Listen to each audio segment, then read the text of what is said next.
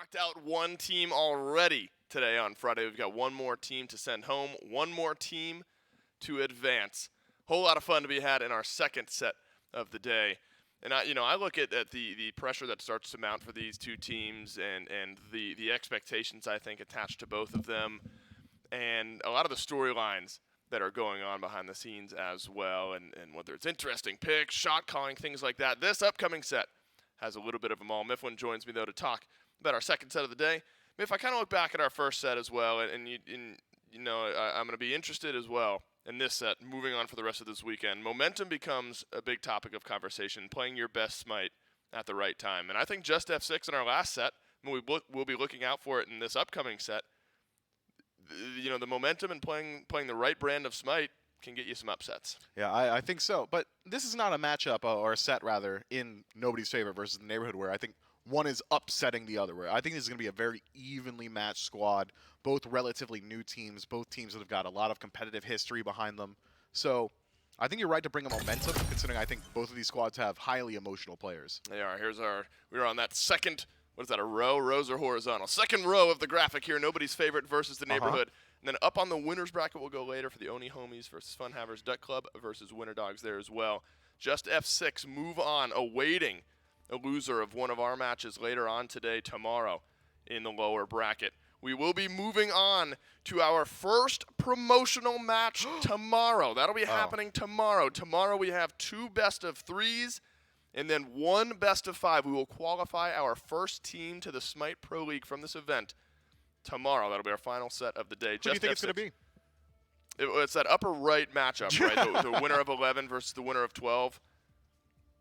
If you're asking me to place bets, I think Oni Homies beat Fun Havers. Oh, you want to place bets? Well, you're asking who I think is going to win. Yeah, I think Oni Homies moves on from the top later on today, and then Winter Dogs versus Duck Club. Man, I don't know how you call that one. That's tough. I think the Oni Homies will qualify, though. I think the Oni Homies will be the first qualifier tomorrow, and then I think whoever wins between Winter Dogs and Duck Club in that secondary matchup right there has a real good shot of being the second team we qualify later on. But cannot count out either of the 2 teams that we have playing in this matchup here, Miff, because I think both at different times throughout this week already so far have shown us a brand of smite that can catch teams off guard.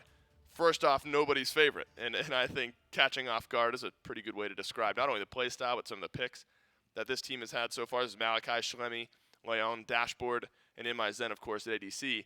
And if this was a team you had slotted, I think, a little bit higher than some of our seeding had coming into this weekend. Do you think they've played up to your expectations? A couple of players have played really well for this squad. In particular, Schlemy, I think we all had pretty high expectations for him coming in. He has lived up to that very well. I think that Leon has been doing a good job in the mid lane. Yep. And then the duo lane has been holding their own. They've been kind of just there, making sure that they are where they're needed, but they're not really the ones that are kind of projecting the squad into victories. My only concern for the nobody's favorite holistically is the fact that we've only seen Dashboard play Sobek. It's the only god we've seen from him. I'm not sure if that's by nature they're trying to hold on to some strats, or if they're just not very confident in some of these other picks for him. And I feel like Malachi has at times just kind of been a little bit out-rotated out of the solo lane. He's not getting involved as early as some of his opposition. But nobody's favorite has had essentially an entire week to prep and rectify some of those issues.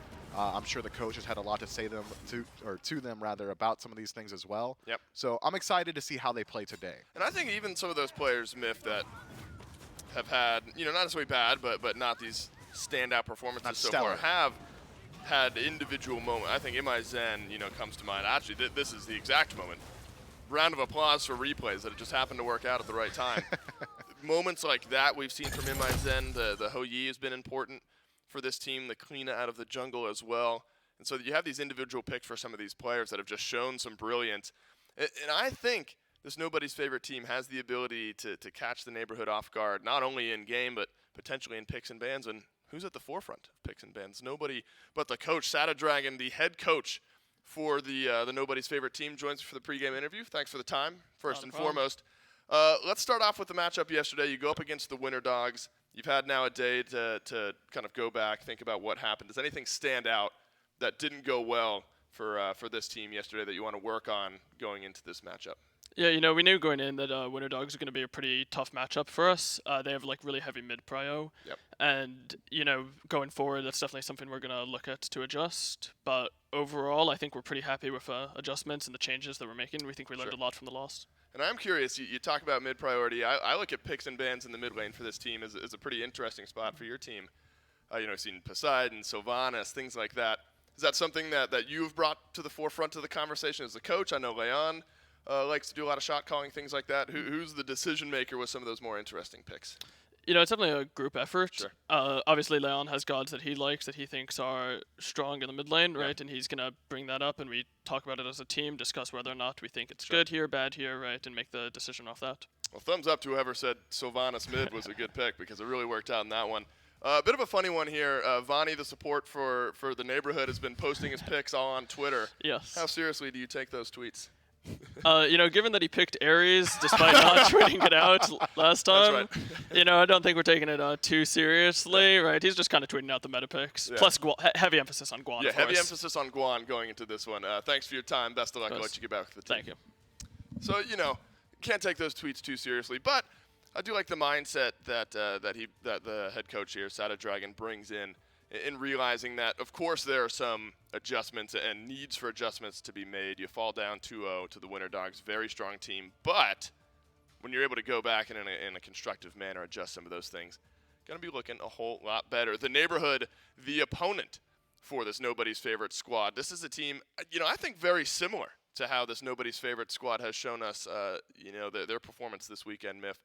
In that you've had these moments where individual players have had these like crazy games. I think of plays from Dame yesterday. We saw Jumpa put on some ridiculous performances.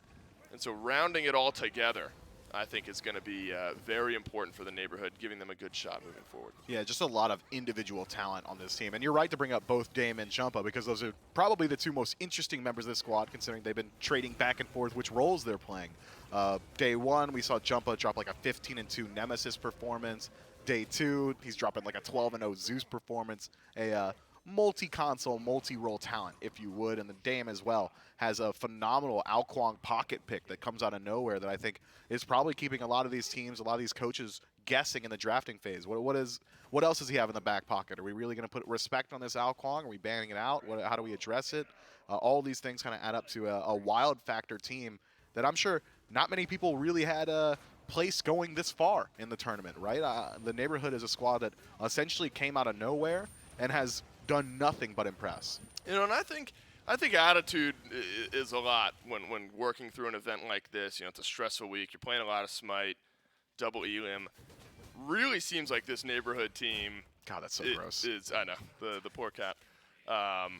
Feels like this neighborhood team, Miff, has the right mentality in their approach to all of these games. Win or lose. Feels like they have the ability to go back and adjust things in the right way. And as a competitor, I'm sure you realize that attitude and the ability to adjust in a constructive way is very important. Yeah, it's like a culture thing, it feels like. I mean, they have got some console players on this squad, and if anyone was watching back in the SCL versus SPL days, it really was a different culture. They come out here, they're rowdy, they're competitive, they're talking smack, they're loud, they're not afraid to talk about strategies in front of these other guys, and I think just having that confidence, having that extroversion for your team really does help you kind of eat some of these losses and learn from them easily. I mean, talk about hiding strategy. Vani's been doing none of it. I just asked the coach how much thought you're putting in, for the nobody's favorite coach, how much thought you're putting into Vani's tweets. So Vani calling his shots on what his picks will be. This was the original tweet, Fenrir, Yamoja, Terra, Guan. But then we saw an Ares tweet, or an Ares pick rather, yesterday. So we've now amended the original list. The First Amendment. The First Amendment to the original tweet. So the original list, but now plus Ares and Kabrakan, but a big emphasis on Guan. I better see some Guan. That's all I'm saying. Do you want to see Guan support? I want to see it because Vani Balboa tweeted it out, man. Yeah, but at this point, if we're just going to keep amending it, how many gods are there in Smite? 120 or something like that? Don't put me on the spot like this. The ballpark, right? Yeah, around there. Something like that. So eventually, we're just going to get all of them, and technically, he's not lying as long as he's picked one of the gods from each individual. The next tweet is, and also the Guardian tab. And also, right, just any of the Guardians in that pick. We're now be interviewing Vani before this one. Delny, solo laner for the neighborhood, joins me now for the pre-game interview. Delny, thanks for taking the time. Prior to this very important matchup, knockout matchup for you guys. You've already gone through one knockout game. You've been able to move on. Does the pressure start to build for you guys as you get further along in this bracket, or would you say pretty stable pressure throughout? Not at all. I think the teams actually have gotten worse as we play in progression. So compared to our first and second set, so. When we talked about, Myth and I talked about attitude and mentality and things like that. Do you think that this squad, just meshes very well together and has the right attitude and bringing the correct mindset to the table, and that's helped? Yeah, it helps a lot. We're just here to have fun. Well, obviously, Vonnie's been having some fun. I asked the head coach of your opponents today how much stock we're putting in those tweets. How much do you expect him to stay with? I think we have 6 picks that he has tweeted that he could potentially play. Do we imagine we stay within those 6, or are we going to be amending tomorrow? We'll probably stay within those, but he's not playing Guan. No Guan. No Heavy Guan. emphasis on Guan. We've No passed Guan. by the wayside. No. Well, best of luck. Thanks for taking the time. Excited to see you Thank guys play. So no Guan Yu. Heavy emphasis on Guan means deleting it from the tab, I guess, for Vonnie. And watch, Delny's going to play it in the solo lane. We're going to get solo lane Guan. He's going to steal snap-walk it He's so he going to steal can't it from his support. And you know what, Miff? The continued trend of, look, we're approaching these games. Of course, we're going to do our best to win. We're going to see what's going to happen. We're going to have some fun while we do it. And I think when you talk about attitude and mentality, that is the best way of looking at things. And so, Miff, I think the overall idea now between these two teams, we saw a 2-0 in our first set. Although every time we say, I can imagine this one going long, we've said that a few times, at least yesterday, and we're all 2-0s. You agreed with me. We're not starting this already. You and I have another actually, no, this is the only desk you and I are doing today. I'm hanging out with Gore in a little bit. My point being, though, I do genuinely believe that these two teams match up in a pretty interesting way, to the point where I would not be surprised if we go 3 games. I think there is strength in very similar roles on this team. The individual games that we've seen players pop off have been in mid, have been in jungle. We've seen moments from ADC. I think this is going to be a contested game. Yeah, I think so as well, but I don't know. Downey's interview kind of gave me a little bit of confidence. He said, every team has gotten worse. Yeah. These guys are worse than the last guys. And I guess they need that to be true, right? Don't want to find another loss, find a win here in the losers bracket. So hopefully for the neighborhood, these guys are worse. But I'm not sure. Nobody's favorite's pretty strong. Watch, the neighborhood's going to keep moving on. Yep. And the Oni homies are going to lose somewhere up top. Yeah, somewhere. And then we're going to interview Delny and he's going to be like, yeah, this is the worst team we've faced yet. These guys are horrible. We'll see. But the confidence is key. Attitude and mentality, Miff. That's the buzzword for this. I've decided. It's been pressure in the past. Yep. Attitude and mentality. And momentum. I am curious, though. Talk to me about picks and bans. At this point, we've seen Poseidon heavily prioritized ban-wise against this nobody's favorite team. Have you seen enough from Poseidon in your mind that makes it a worthwhile ban at some point throughout that process? I think that Poseidon, just talking about him as far as like strength in Smite, not even just necessarily competitive, he's pretty good right now in Season 9. You're able to maneuver the map really well. We've seen that macro farming can really just win you games now that in Season 9 there are so many camps on the map, so many places you need to go to make sure that you are farming efficiently. He's kind of similar to Yanis in that regard, in that he just maneuvers a lot faster than a lot of these other standard mages, so that is certainly a strength for that god. But when we're talking about it for nobody's favorite in LA Own, we heard it from In My Zen. This is a team that really likes going towards neutral objectives very early in the game. They don't want to find their wins off of pulling early kills. They don't want to do that. They want to go to Gold Fury. They want to go to Pyro. And I think that Poseidon has great burn potential with the Trident, and he's also got some of the best confirmation as well, thanks to Kraken. So it just fits this team's style very well.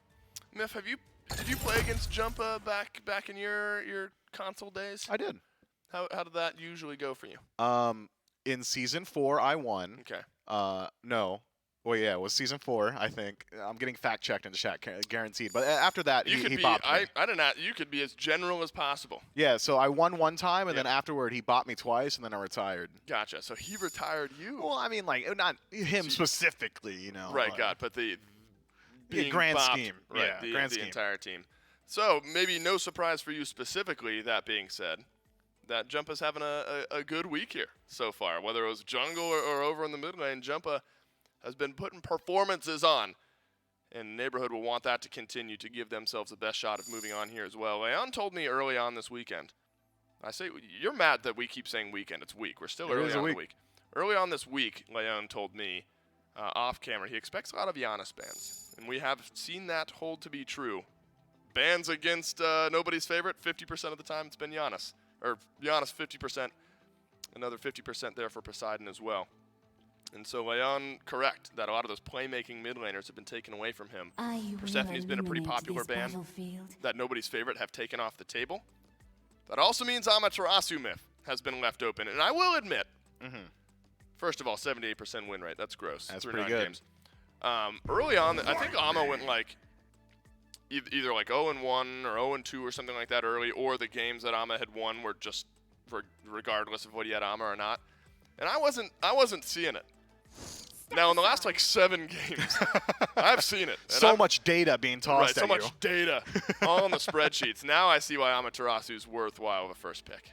Yeah, I mean, I had the opportunity here in the neighborhood because they're so loud and boisterous. When I was walking in here, they said, if we just get Amaterasu, we're going to win. I look over, I see like Leon over my shoulder. I'm like, you heard that, right? Yeah. Apparently, he didn't care because the neighborhood are able to pick it up for themselves. And I think they're right to value this god so incredibly highly. It's just the ability to not only do neutral objectives thanks to the passive, but she lanes very well. The itemization favors her a lot.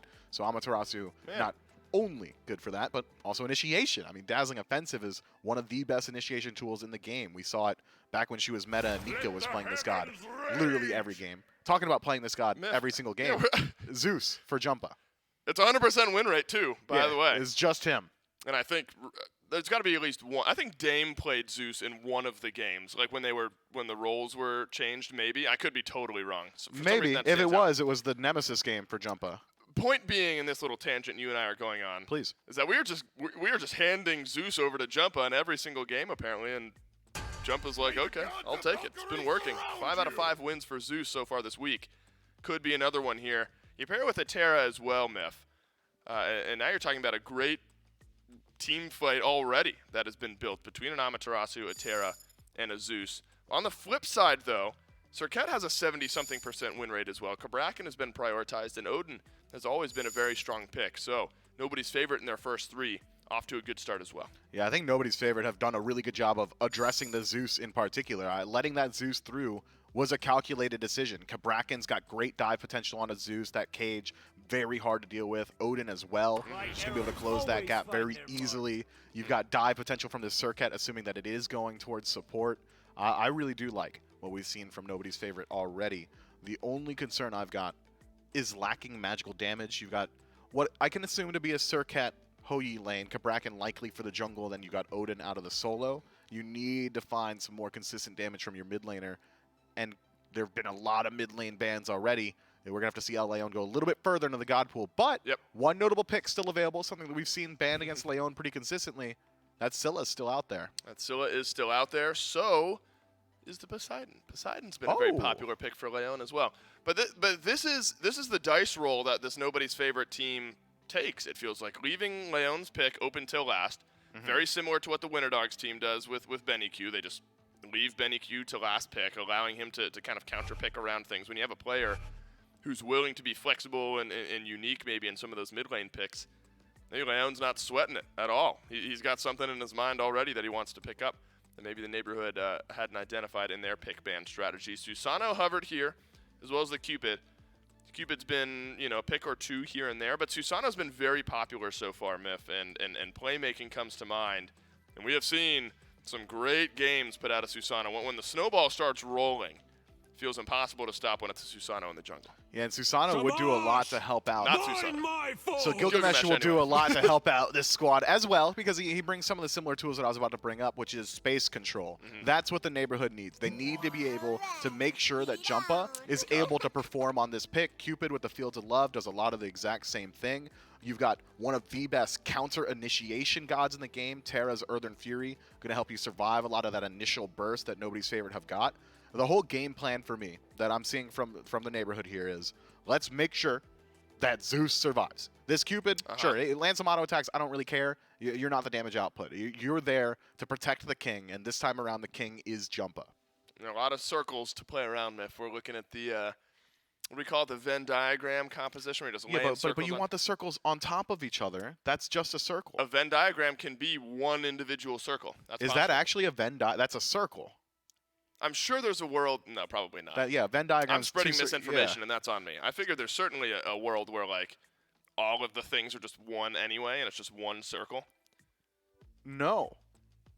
Category says production. Yeah, I don't know. That's the category of the Venn diagram. That's one part of a Venn diagram. I haven't done school in so long. Nobody's favorite, waiting for their final pick. And you're right, Miff. You call it. Speaking of circles, an important one in Scylla's kit. I'm a monster. The ability to reset and roll through a team fight feels like it's a risky pick in the sense that we have seen games where Scylla has literally done nothing and just disappears and the crushes aren't hitting. I'm a monster. Doesn't matter. And we have seen games where Scylla does everything. And I think Leon and the confidence that he plays with, happy to grab this Scylla last. And it fits this draft pretty well. Every single member of Nobody's Favorite has got set up for this Scylla. Cabrakan double stun, Surcat taunt into a throw forward with the ultimate, Odin stun and or cage, Ho Yi stun as well. You only need a slight opportunity to line up that I'm a monster, and I'm sure Leon very adept at doing it. He's got a lot of worshippers on this god. So the only concern now is it's similar. It's a similar style in that your key components on both of these compositions are your mid laners. Is that your official stance, that stars and worshippers equate to skill? I think that hours practice. It's obviously going to make you better. Yeah, what's the age-old adage? It's like 10,000 hours makes a master. Sure. Would you rather fight a man who has practiced 1,000 punches one time or one punch 1,000 times? Well, I'd rather fight the guy who did 1,000 punches. 1,000 different punches. Yeah. Right. I'd rather, because like, no shot. He's going to have like sensory overload trying to figure out which one to throw. Which punch do I use? My own feels like a guy who's practiced 1,000 punches 1,000 times, though, and still it's one of those punches. Miff, this is a very important one. We've talked about how close that these two teams might be in this matchup. It is a knockout best of 3. Don't forget that. And so stakes at an all-time high. SPL hopes at an all-time high. Whose draft do you like better for game 1? If I'm just going off draft alone right now. Oh, yeah. That's all we got. That is all we've got. I think that Nobody's Favorite has got a composition that can very easily snowball. Yeah. If a Cabrakan starts to pull a lead out of the jungle, if the Surcat support is allowed to play aggressively, that can really start to accumulate a lead very, very quickly, and it's going to be hard to deal with that snowball. But on the other end, if the neighborhood can kind of control the pacing a little bit, I think we're going to see some outscaling from the Zeus. It's just a lot easier to apply that damage. The counter initiation and an even 5-on-5 engagement, let's say 30 minutes in, we've got 0 kills on the board. Hope that's not the case. I don't think that up around fire. Between these two teams? Yeah, no, these guys are definitely swingers. Well, I think that's important. You know, well, not swingers. You know what I mean.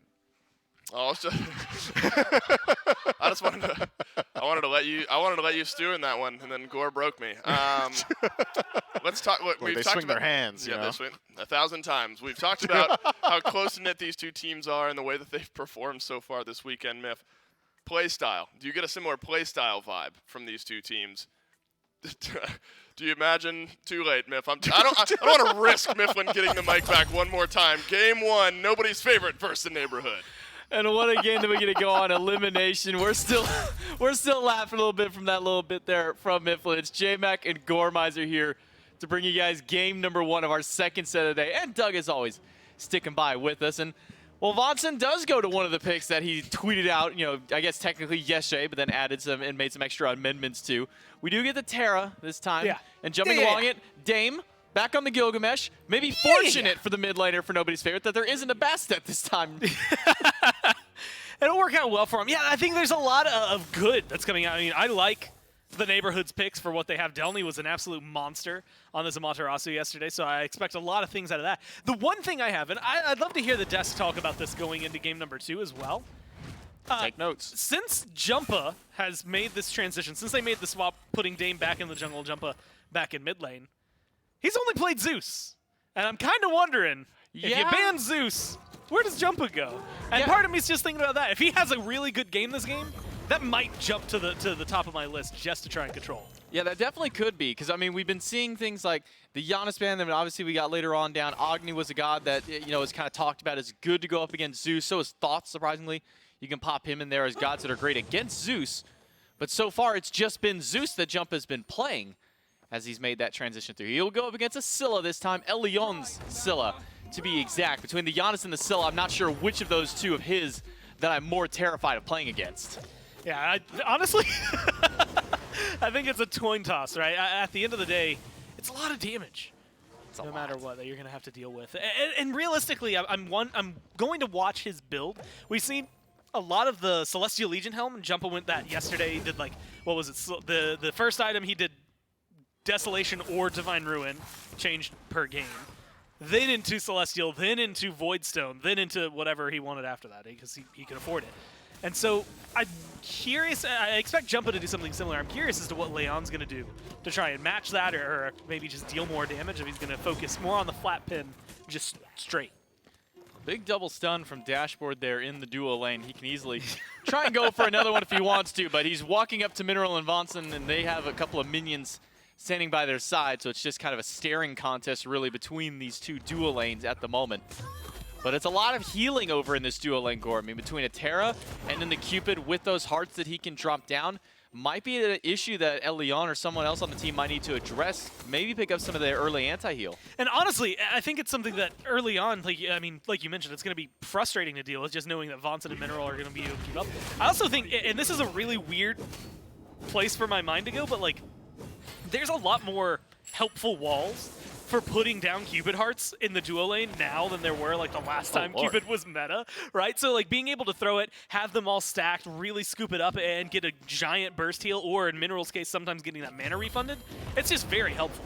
Dashboard walks up and eats a heart bomb, but he'll drag it away from the minions, which is always the most important thing when going up against the Cupid, is making sure to drag the heart bomb. If you get hit by it, drag it away from your wave, because then that's going to make sure that run they got exactly at your teammate. Yeah, always run at your team. Who was it? Was that like Benny Q or somebody? I remember seeing a clip that popped up on Twitter one time where somebody drug a heart bomb to like a 10 HP player. Yep. On purpose. I want to say that. I want to say that was against Benny Q, but I'm not 100% certain here. But here in the dual lane, still very passive action. We do see Dashboard occasionally go in, try and get some damage with the stun. It's return fire.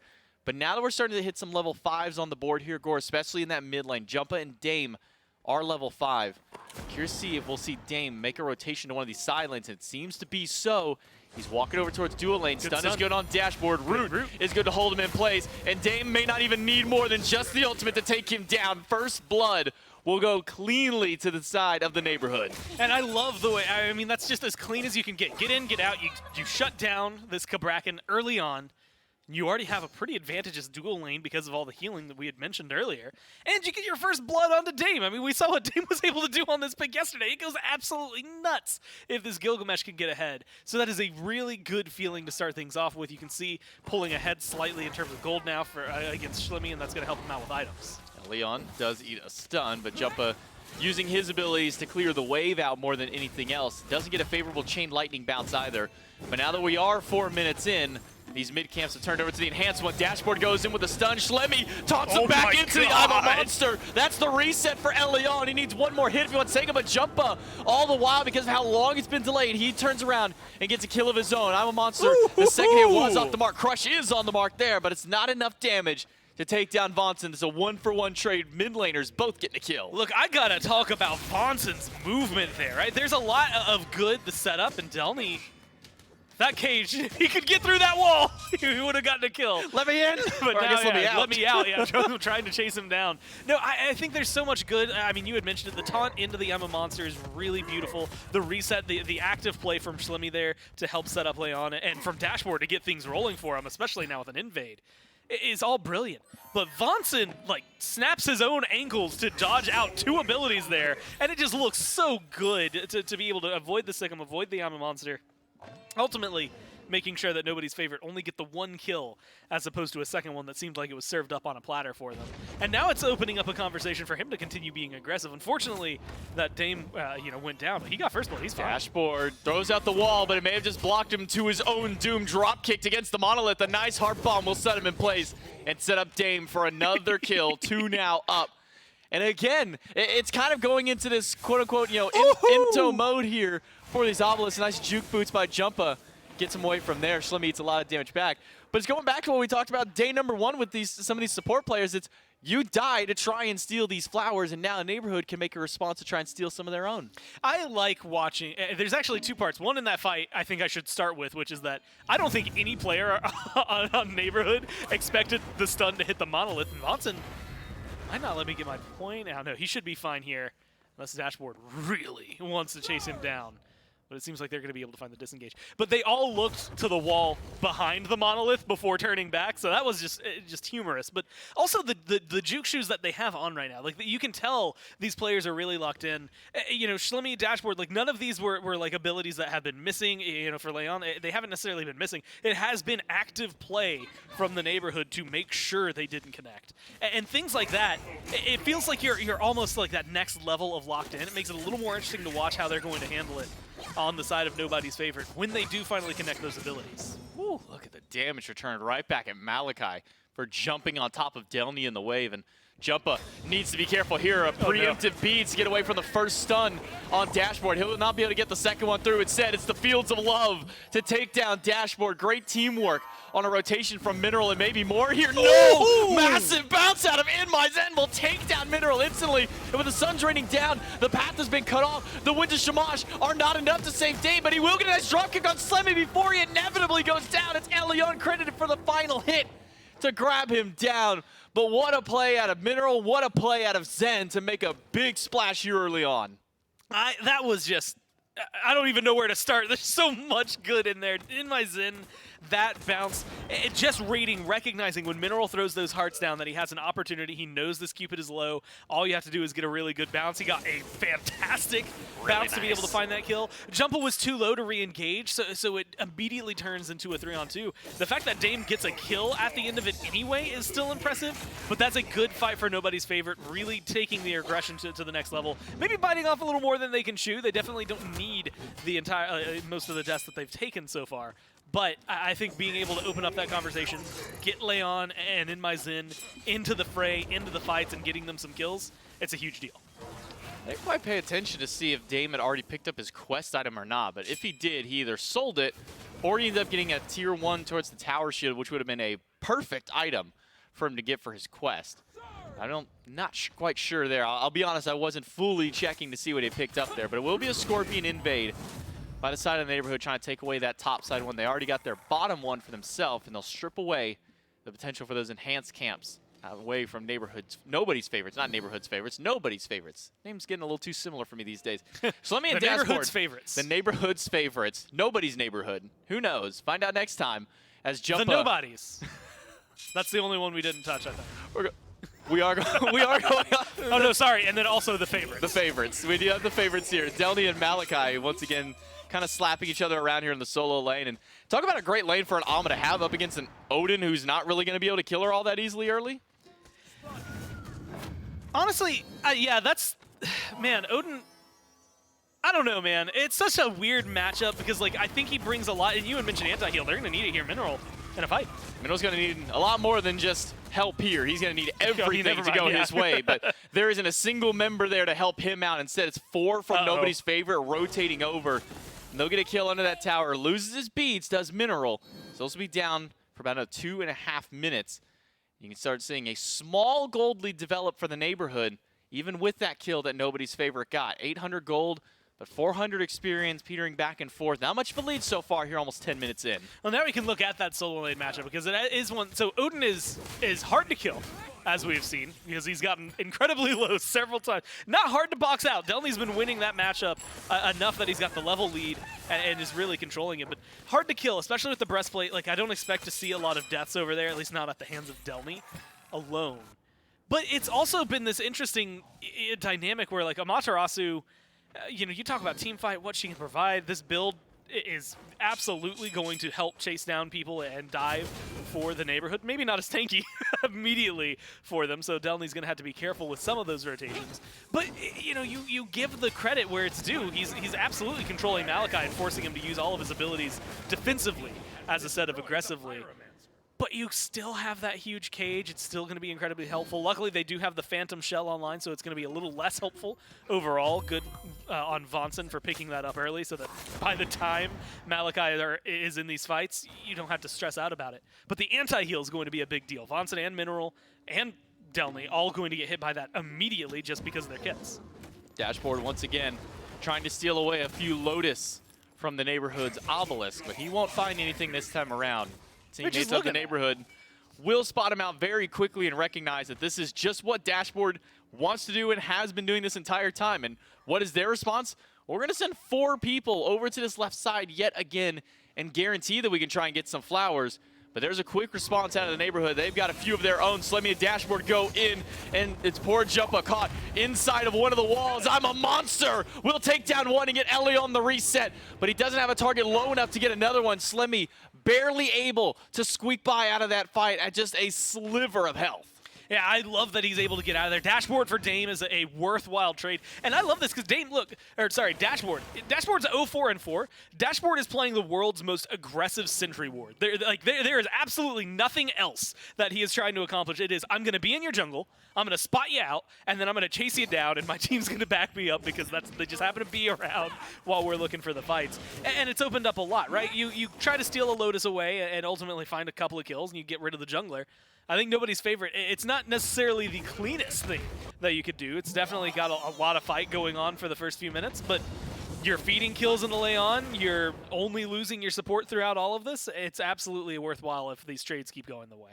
You can see just how much ward coverage that nobody's favorite wants here. I mean, they were clearing out a sentry early on so that way they could set up for that gank over by the obelisk, which is going to be a little bit quieter for now as the camps are still down on respawn before we really start seeing those aggressive plays up towards it. It's the alphas on the right side of the map and the one Harpy camp on the left side where those enhanced camps have spawned up this time around. So a little bit more contentious to try and fight over those ones, especially this one over here in that duo lane. Now, Celestial Legion Helm was just finished by Jumpa. And so I expect to see not only that is that a power spike for him, but also safety is what he has just afforded himself. He's 1-0-2. He hasn't necessarily been dying, but he has been taking a lot of damage in the process. So I expect to see a little more from the Zeus in the next few minutes, especially if he continues on the route that he did yesterday, going for something like the Void Stone. The other side, it is just straight up flat pin on flat pin for Leon. He's got the anti-heal on Divine Ruin. He's got some damage. Yeah, it looks like he's going for even more on top of that. So he's going to have a lot of power built into this kit, and it is going to break through health bars.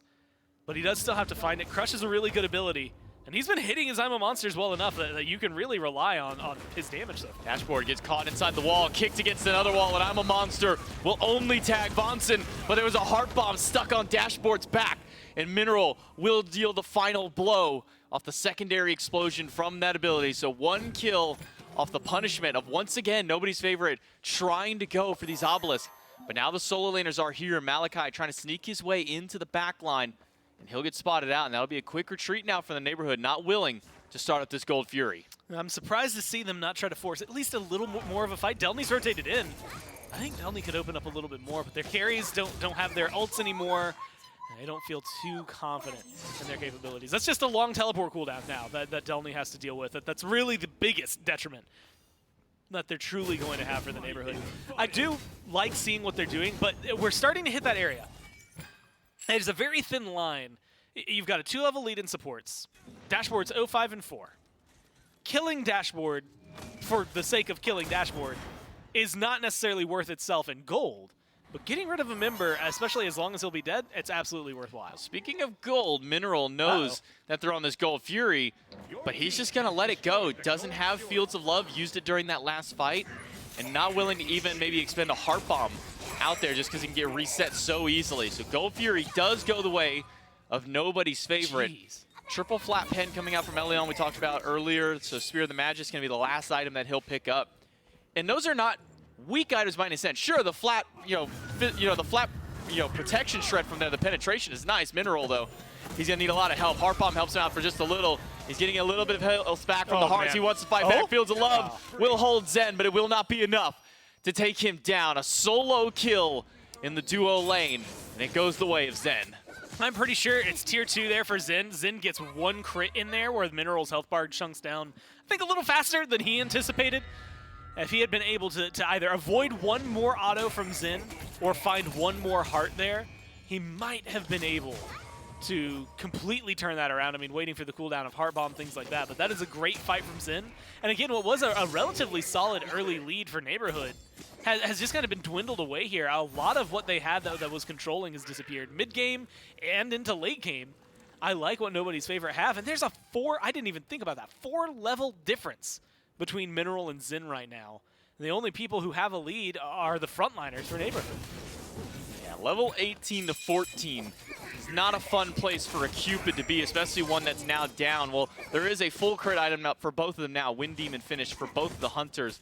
But Zen starting towards what could be the Atalanta's bow that's been receiving some popularity, or even so, that Silver Branch that's become probably the next most, if maybe not the most popular item in that tree specifically. But with Elion going back, and he's still not done with that tree, Gore. He is going to build all 4 items in that penetration tree. All he's got left is Obshard now. Honestly, I kind of don't hate it, right? So you get flat pin, flat pin, flat pin. Feels good. Anti-heal and power. Lots of power. Even more power, and then you get percent penetration at the very end of it. So now you're a big threat to, like, you know, your Gilgameshes right now. Honestly, you're still kind of a big threat to Delny because he doesn't have a ton of protections, and a good threat to Jumpa and Mineral. But once you get that percent pin, you become a threat to everybody on the other side here. So I like where Leon's going with this. I want to see if he's going to be able to continue landing this. Crush is a very easy ability to land along with Sikkim, but it's those Zyma monsters that make the big difference in team fights. And Mineral probably doesn't get to play Smite for much longer here. He'll go down, a quick rotation, and it seems the Neighborhood's answer is to just continue killing the carry. But the Neighborhood recognize that they keep expending 2 to 3 to 4 people to try and get them out. The Fire Giant goes the way of the Neighborhood, capitalizing and punishing nobody's favorite for trying to take out that dual lane so many times. But the question now is, Gore, is the Neighborhood going to make it out? The answer is yes. So many people show up on left lane, no Furies available, Pyromancer's down. Yeah, that's I mean, if you have the grouping for that, then it's absolutely worthwhile. And I hate to say it this way, Mineral, he's a carry, he's going to be worthwhile, and in the middle of these fights coming up, he's going to be helpful. But he's 4 levels down. And so if he dies and you get Fire Giant, it's better for your team in this case, right? I mean, he's just not worth saving overall, or the commitment that you would have had to try and get any retaliation there. That Fire Giant call is very, very solid from Neighborhood, and I like seeing the way that they're approaching this. Now, the big thing will be if we can watch Mineral catch up, right? He's going to need a lot of experience. He's got a team around him with FG. He doesn't have it, but he's still going to be able to push. Again, carries, for me, most of it is going to be the items, right? So as long as he continues keeping at least close in gold and build to where Zen is, it's not going to be the end of the world. It's that level gap is going to disappear since Zen's at 20 and there's nowhere else for him to go. And so as long as he's got some protectors around him, this is about to turn into a full 5-man squad from Neighborhood that is very deadly. We do see Delny's the only one not grouped up so far with the Neighborhood. The other 4 players on this left side. But Delny does have a teleport, a persistent teleport at that, so he can get to that fight just as quickly as he needs to. But it doesn't seem that the Neighborhood need him just yet. Instead, they'll finally give Mineral a little bit of relief, and they'll take out one of those towers in the dual lane. And I thought maybe they would try and go towards this second one, but instead they're just grouping up with Delny for the moment. And it's Mineral of all people, the guy who's been dove constantly and being the main target of aggression, as the one standing at the forefront for his team. But now that they all are grouped together as 5, we finally see them kind of pushing up. But it seems a couple of wards have spotted out the rotation of Malachi, and the Neighborhood are on retreat. I'm kind of surprised to see the Neighborhood. I mean, admittedly, that was a very, very early Fire Giant. They still have 2 minutes to play with. This Oni Fury is going to be important for them. If they can get this, it'll help open up a lot of pressure. But to back off as heavily as they are, it is probably recommended just because of the level gaps between mid and carries here, but realistically, you need to take a fight somewhere. Dashboard goes in, finds Vonson only with the stun. The cage is here from the Odin, but the I'm a Monster is off the mark from Elion. Vonson is still stuck inside the Suns. The Lightning Storm plus Dame are enough to take down Dashboard. It's a 1-for-1 trade. Both supports, the only ones out so far, and maybe the only ones going down for now. Delny and Dame both fairly healthy. Malachi not nearly as healthy. Walking up towards Oni. Wants to try and steal this away. And so does Slemmy. Goes in the back line. The Neighborhood get the Oni Fury. But Slemmy, will he be able to get out with his life? They just need one more detonate from Jumpa. Can they find the damage they need? The timer doesn't matter. It's going to be Mineral to grab it. Delny finds Elion. And Malachi's short to follow after. It's a double for the solo. And you look, you 50-50 that Oni Fury, and I love that call. It is very close to being stolen away. But they engage really quickly from nobody's favorite, and they get separated almost instantly. It creates a lot of opportunity for the damage dealers on Neighborhood to just start picking them apart and really taking and affording the chaos that is given to them. And now you're perpetually staggered. You've got Schlimmy in 15 seconds, 2 more people in 30, and if Zen dies here, then it's going to take even longer for them to be full force. Zen almost goes down. Dame does leap in and deal a lot of damage back, and Mineral will eat a couple of Phoenix shots, but he'll team up with Jumpa to start slowly whittling this bird down. Dashboard is here, and he'll use that ultimate to at least hold them off and prevent them from stealing away this left side Phoenix. But that won't save the mid tier 2. Delny and Dame stick together and take that one down. The only casualty in that last team fight for the Neighborhood was Vonson, and now that Fire Giant buff has faded away. It'll be another minute before that one comes back up. Still, for a 17.5-minute Fire Giant, that's a good pickup for him, right? I mean, you get a lot of damage on the left side, Phoenix. You knock down a couple of tier 2s. You get an Oni Fury in a huge team fight in your favor. It gets enough gold that you're going to be feeling a good enough lead into the next FG fight. And now the only objectives to worry about are on the right-hand side. You've got your team fight ults available. Relics are going to be back. You're really waiting mainly the 20 seconds for the blink and the beads that are going to come up. A minute away from Mineral, so he might be in some trouble. And a little over a minute there for Delny on the beads. So both of them might be feeling a little bit of pressure from some CC. But with Dashboard at 0-6, realistically, they've been shredding this Cabrakan pretty easily. He's the one who's been doing a lot of setup. Schlimmy tries to get in, and unfortunately Schlimmy's in a very similar position. Can't sustain and live through the onslaught of damage the Neighborhood have. Vonson caught behind the cages, and he is sure to go down. The Pyromancer was leashed away, but it'll be picked up now by nobody's favorite after Neighborhood dealt the majority of the damage through. With Vonson down, their main front line is gone. Malachi is here. Delny will dash back to try and help him out, but Mineral gets stunned once, twice, into a crush, and the Tremors to zone him away. Slemmy dashes forward. They'll find him. A good drop kick on the one to at least turn it around, but Dame able to help get 2 kills now off the board. All of just them trying to pick off Mineral, and it's a quick retreat now by nobody's favorite. And worthwhile for the Neighborhood. Look, you lose Vonson, you do lose the Pyromancer, that kind of hurts, but you get 2 big kills, you set yourselves up, you should be able to take on the Fire Giant right now, and I wouldn't mind them going for it. Elion does still have I'm a Monster, and that is always going to be a threat. But I think that they could start this up, feel confident, at least get some D-wards out there and try to take care of the vision that is going to be on favor. Malachi, Zen, you can see, like, they're just sitting around because they know what is about to happen. With Vonson respawned, this should be the engage on the FG.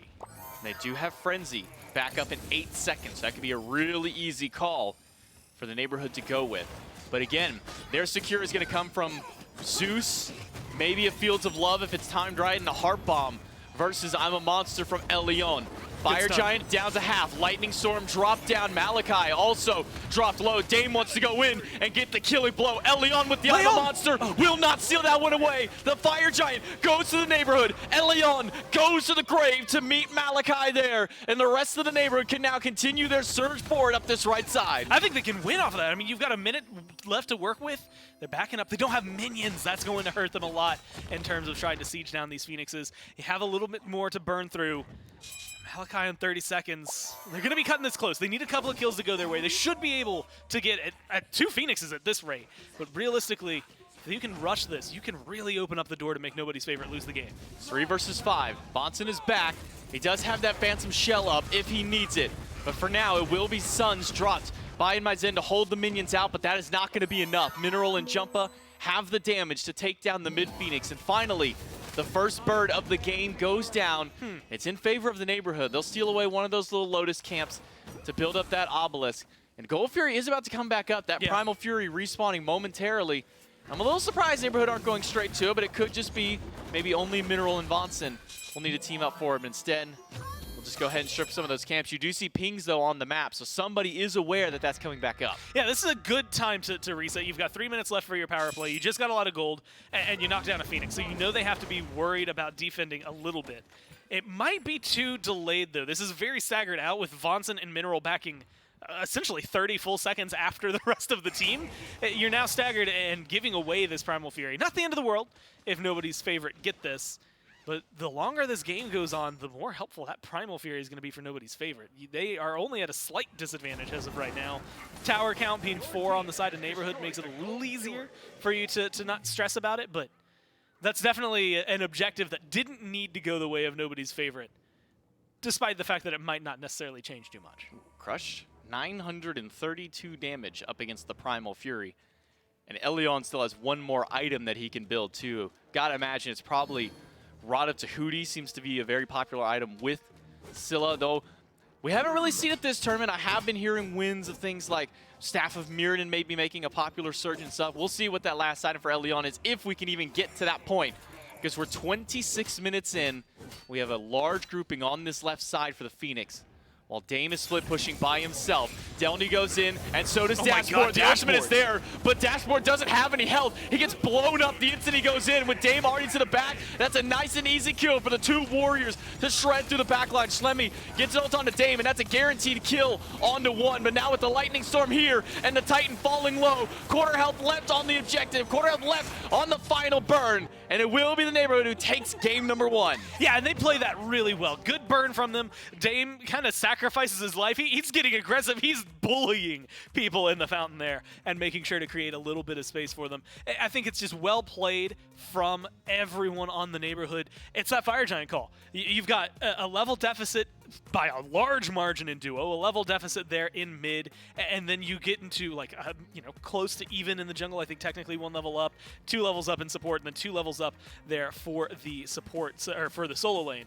And so really your carries are kind of limping behind everybody else, hoping to get back into it. You get a Celestial Legion helm, the Void Shield. Once that Zeus comes online, he was untouchable once he got those items, and then the damage just starts pouring out from them. They make a great Fire Giant call, and it's just all kind of built on the back of that. So not only good shot calling, I also want to, like I mentioned this at the beginning of the game, Zeus 1, if I think you can ban Zeus, force Jumpa to be a little more uncomfortable. 100%. I think the fact that he's gotten to play this god 3 games in a row and has done that well on it all 3 times might be something to talk about in picks and bans. We'll see what gets adjusted in game 2, but for now, we'll take it to a break, then we'll come back to the desk.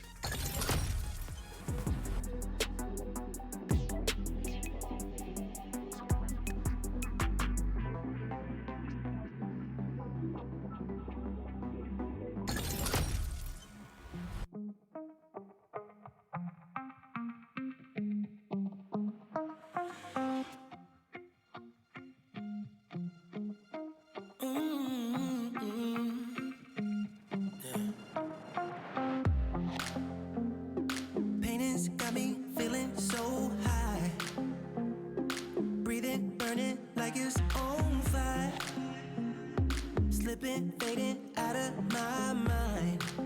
When we get close, we're gonna slow it down. Going deeper, still I'm sky high. Giving you this rhythm all night.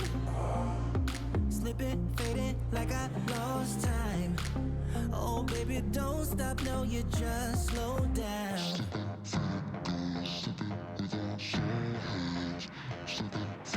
Are you good enough to wait for me? We're having too much fun to disagree. Baby, as long as we don't think now. Slipping, fading, gone, slipping with our slow hands. Slipping, fading, gone, slipping with our slow hands. We don't slow it down, slipping with our slow hands. We can't stop it now, slipping with our slow, slow hands.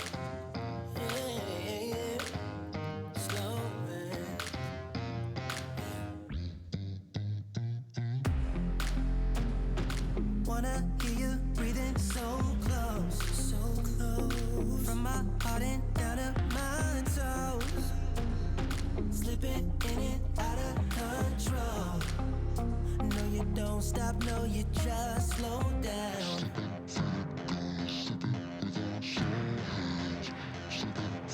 Are you good enough to wait for me? We're having too much fun to disagree. Baby, as long as we don't think now. Slipping, fading, gone, slipping with our slow hands. Slipping, fading, gone, slipping with our slow hands. We don't slow it down, slipping with our slow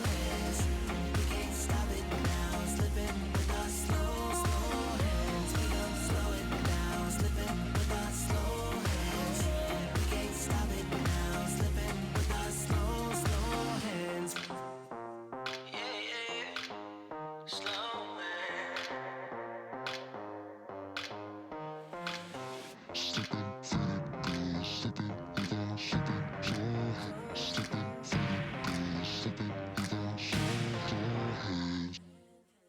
you good enough to wait for me?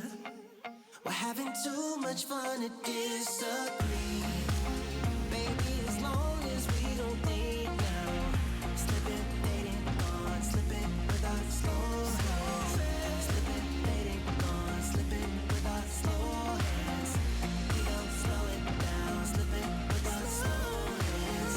We can't stop it now, slipping with our slow hands. We don't slow it down, slipping with our slow hands. We can't stop it now, slipping with our slow hands.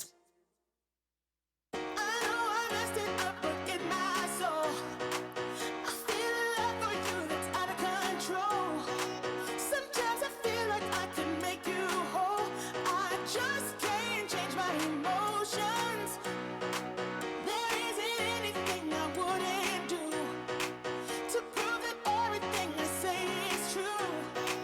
And if you let me, I keep loving you. I just can't change my emotions.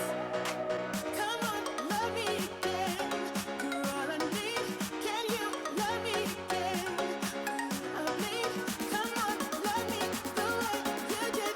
I just can't change my emotions.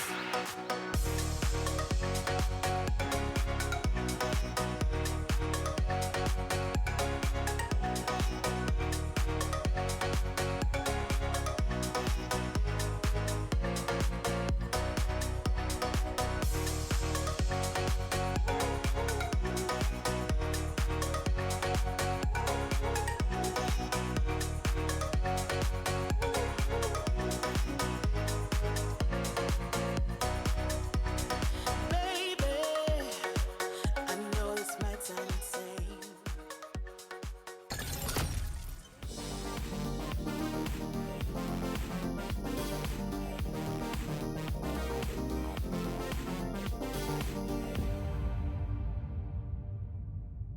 Game one on over to the neighborhood in this knockout best of three. One more win will move them on, and nobody's favorite will be heading home.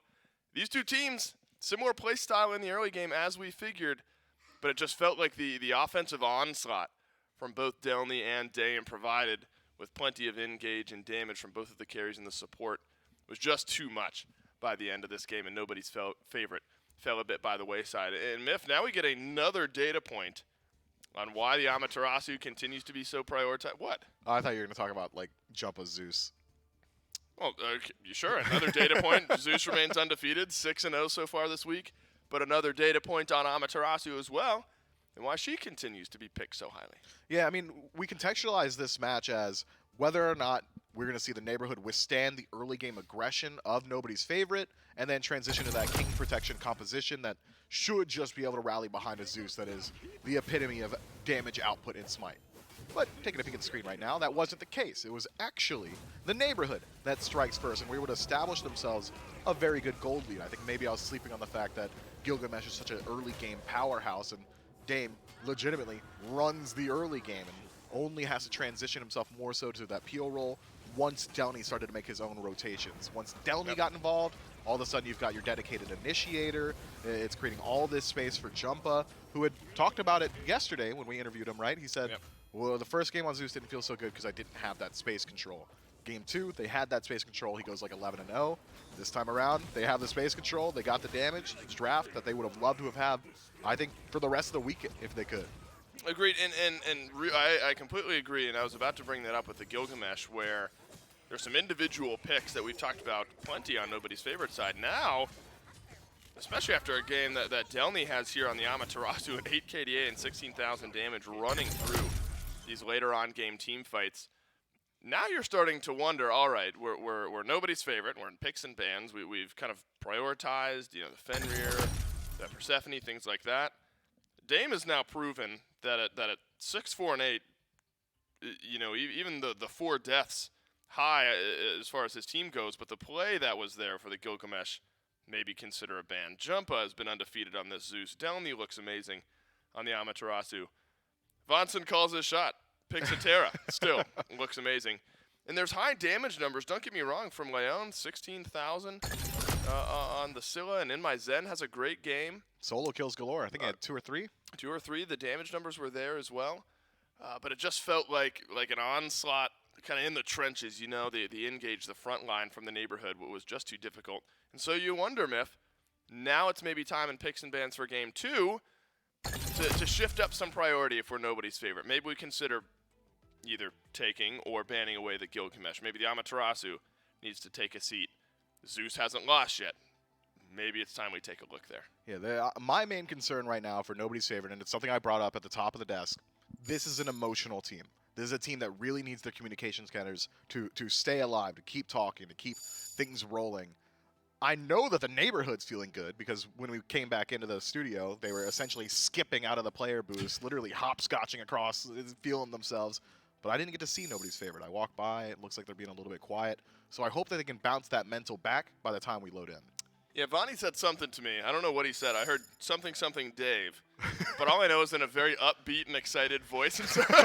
And so I said, uh-huh. And you smiled and nodded. I smiled and nodded and pushed the door open. Point being, I can tell he's feeling good. After game number 1 should be, bans don't change. Nobody's favorite. They look down at Amaterasu. They look down at Gilgamesh. They look down at Zeus. And none of those 3 end up in the ban column. Instead, nobody's favorite happy with the way that their bans were in game number 1. Now, this is where things could change. If we're banning these same 3 Myth, assuming that's going to be an Ama first pick, you can still get a couple good answers here, still take some stuff away from the neighborhood. If I'm nobody's favorite in this situation, I'm looking towards the Gilgamesh potentially. I'm looking towards the Zeus, both picks that I think would take a lot away from the neighborhood, and both picks that I know that nobody's favorite is capable of playing, but it's a similar style. Do you just go Gilg, Zeus Yeah, again? I'm locking Gilg, Zeus here every single day of the week if I'm the neighborhood. I mean, it's got a great track record for him. Why stop? Why are we loving Kabrakan so much here this weekend? Okay. You know, we've Terra seen Zeus? Terra Gilg? Oh, no, I think actually I think this is the same order the neighborhood went. I think it was Amaterasu, Terra, Zeus. Yep. And then Gilg just made its way further down in the ban list. Or further down in the draft, rather. So I think this is the exact same series from the neighborhood. 6-0 is the Zeus. Another Terra pick for Vonnie, Amaterasu for Delny. Why not? It's the age-old oh my God. Adage. Old. Adage. Adage. Yep. And now I've forgotten what the adage is. I could see his brain working, Chad. He looked at me. There was fear in his eyes. No, they went wide. He's like, what do I say, bro? There's no fear. I just forgot what the if it ain't broke, don't fix it. There we go. Wow. All that for That's a deep cut. All that for that. Nobody's favorite, though, Myth. They've drafted their front line to get their draft started. Nike, Kabrakan, and Horus. Yep. And so if we were concerned about the trenches in the engage going from game 1 to game 2, Gilgamesh banned out, by the way, Nike, Kabrakan, and Horus should help smooth some of that over.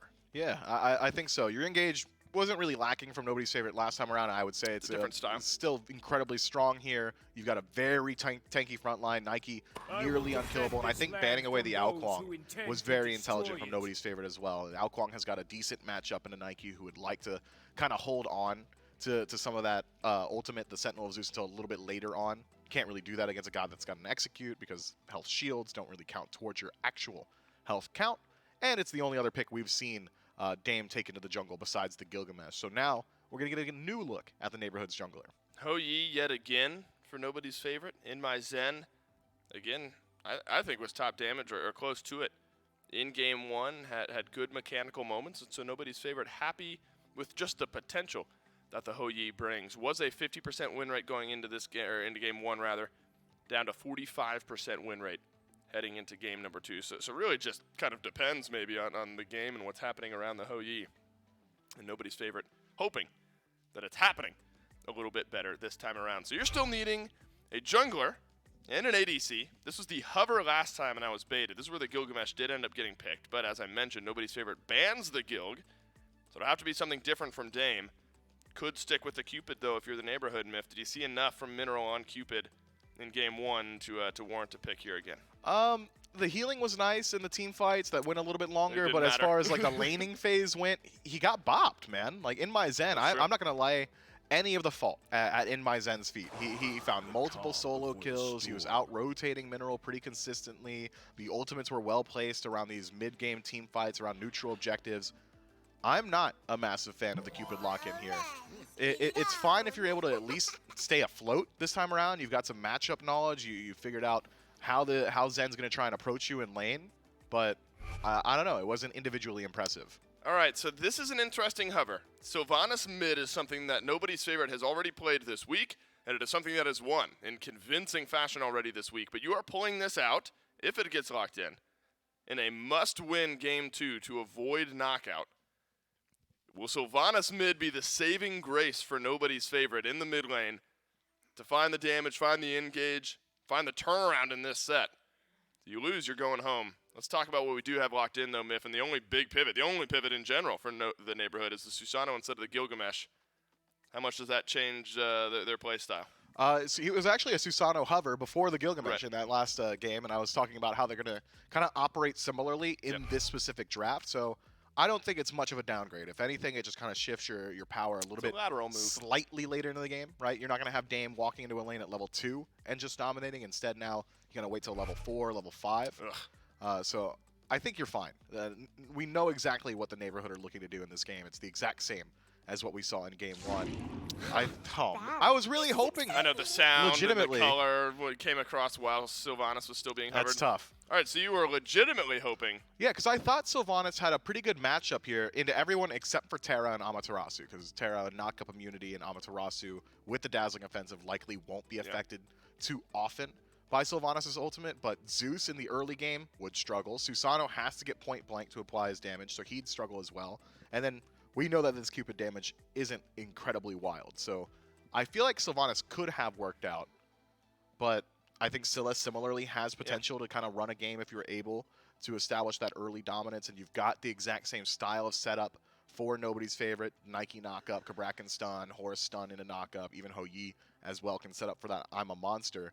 Maybe nobody's favorite just saying, hey, the game kind of slipped away from us. There were points where we obviously could have won. I think it was like 7-7 at the 12-minute mark in Game 1. So it comes down to play on field. This is as close to a salty run back as I think we can get. I know, and it's always interesting when we decide. I mean, neighborhood, it's an easy decision. If it ain't broke, don't fix it. I didn't struggle it. Nice. I didn't struggle it. I got the after part wrong. Just too busy patting yourself on the back, yeah, man. No, that's my fault. Neighborhood didn't struggle with this composition at all in game number 1, and so that makes some sense.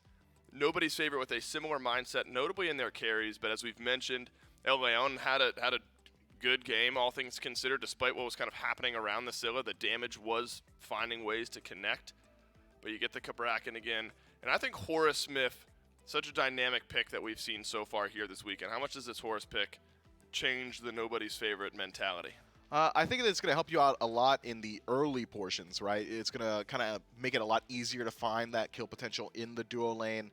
Ho Yi already getting the better end of that matchup into the Cupid, now with a slightly more aggressive Guardian, or Warrior rather, in Horus up against what is essentially the neighborhood's duo lane, which is, hey guys, if we just like didn't fight, that'd be super cool. Right. Eventually our supports will rotate out, then maybe we look at the 1v1 a little bit later on.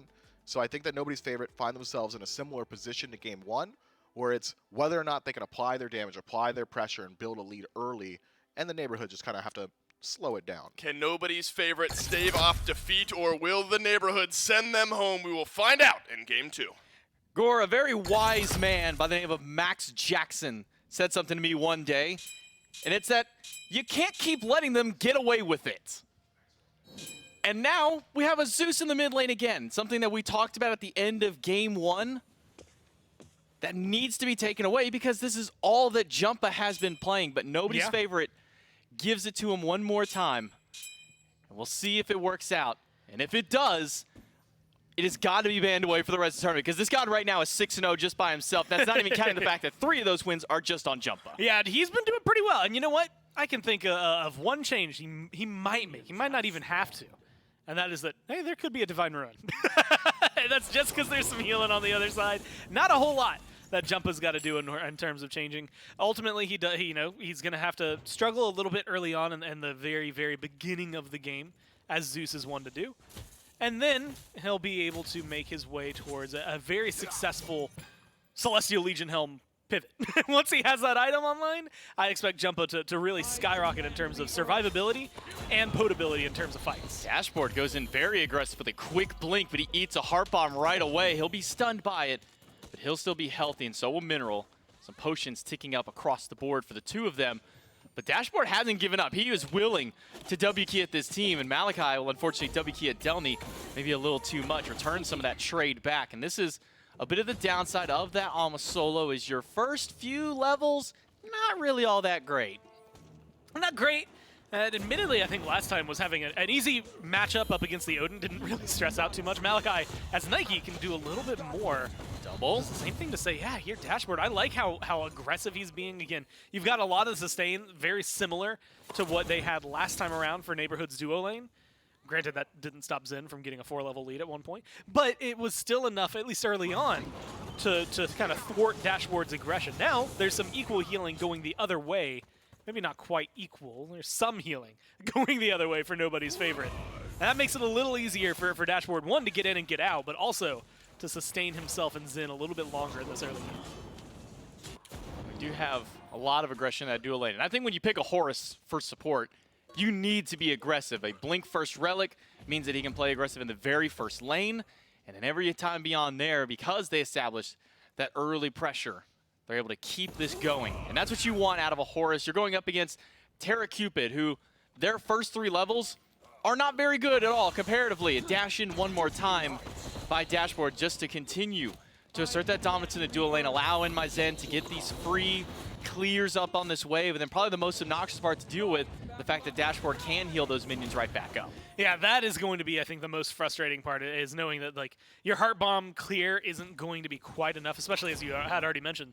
It's not the best clear that you are that you have in the game either, so it is going to take a little while, I think, for them to feel as comfortable as they could in the duo lane. But the good news is, again, with all the sustain, I don't think they're stressing too much about Dashboard's aggression and Zen's damage yet. I think that Zen, you don't have to change anything. The way you played last game, if you're in my Zen, is exactly how you want to approach this. He did so much, so well, did a lot of good damage, good ricochets, good kills, and good control in his lane. It came down to the team fights and the rest of the squad, the full unification of nobody's favorite, where things started to fall apart here. And so honestly, just keep the Hu Yi going. Yeah, you can see the damage output by the two different supports here. You see what Dashboard was able to do to Mineral compared to what damage that Vonson applied over there to Enmaizen, and it's basically nothing. Enmaizen is back to full HP, and he didn't even really take all that much to begin with. And there's the one positive of this Hou Yi, and it's maybe why we've been seeing so much of him, is his ability to clear out this side Harpy camp, the ability to clear out these smaller alpha Harpy camps, has really been kind of made known here. And once again, we see Dashboard go in, we see Zen go in, but a nice wall from Vonson will make sure to slow that one down. And it's important to note, Zen is 5. Zen has gotten a lot of experience around this map and has already ticked over to have those Suns. Probably going to get matched pretty soon by Mineral ticking over to 5, but having that advantage, even just a little bit right now, knowing that you have an ult with them not, opens up the conversation for you to get aggressive. It's going to disappear shortly. They didn't really find the opportunity. It was a good retreat from the neighborhood. But having that ability to clear has been huge. Malachi has to use the ultimate. He used it a little too early because the stun is there, and Delmy will be the one to strike first blood with the help of Dame on the Susano to take down Malachi and finally get the ball rolling here for the neighborhood. And Mifflin had mentioned it. It's going to take a little bit longer for Dame to start showing up in the lanes because he's Susano and not Gilgamesh.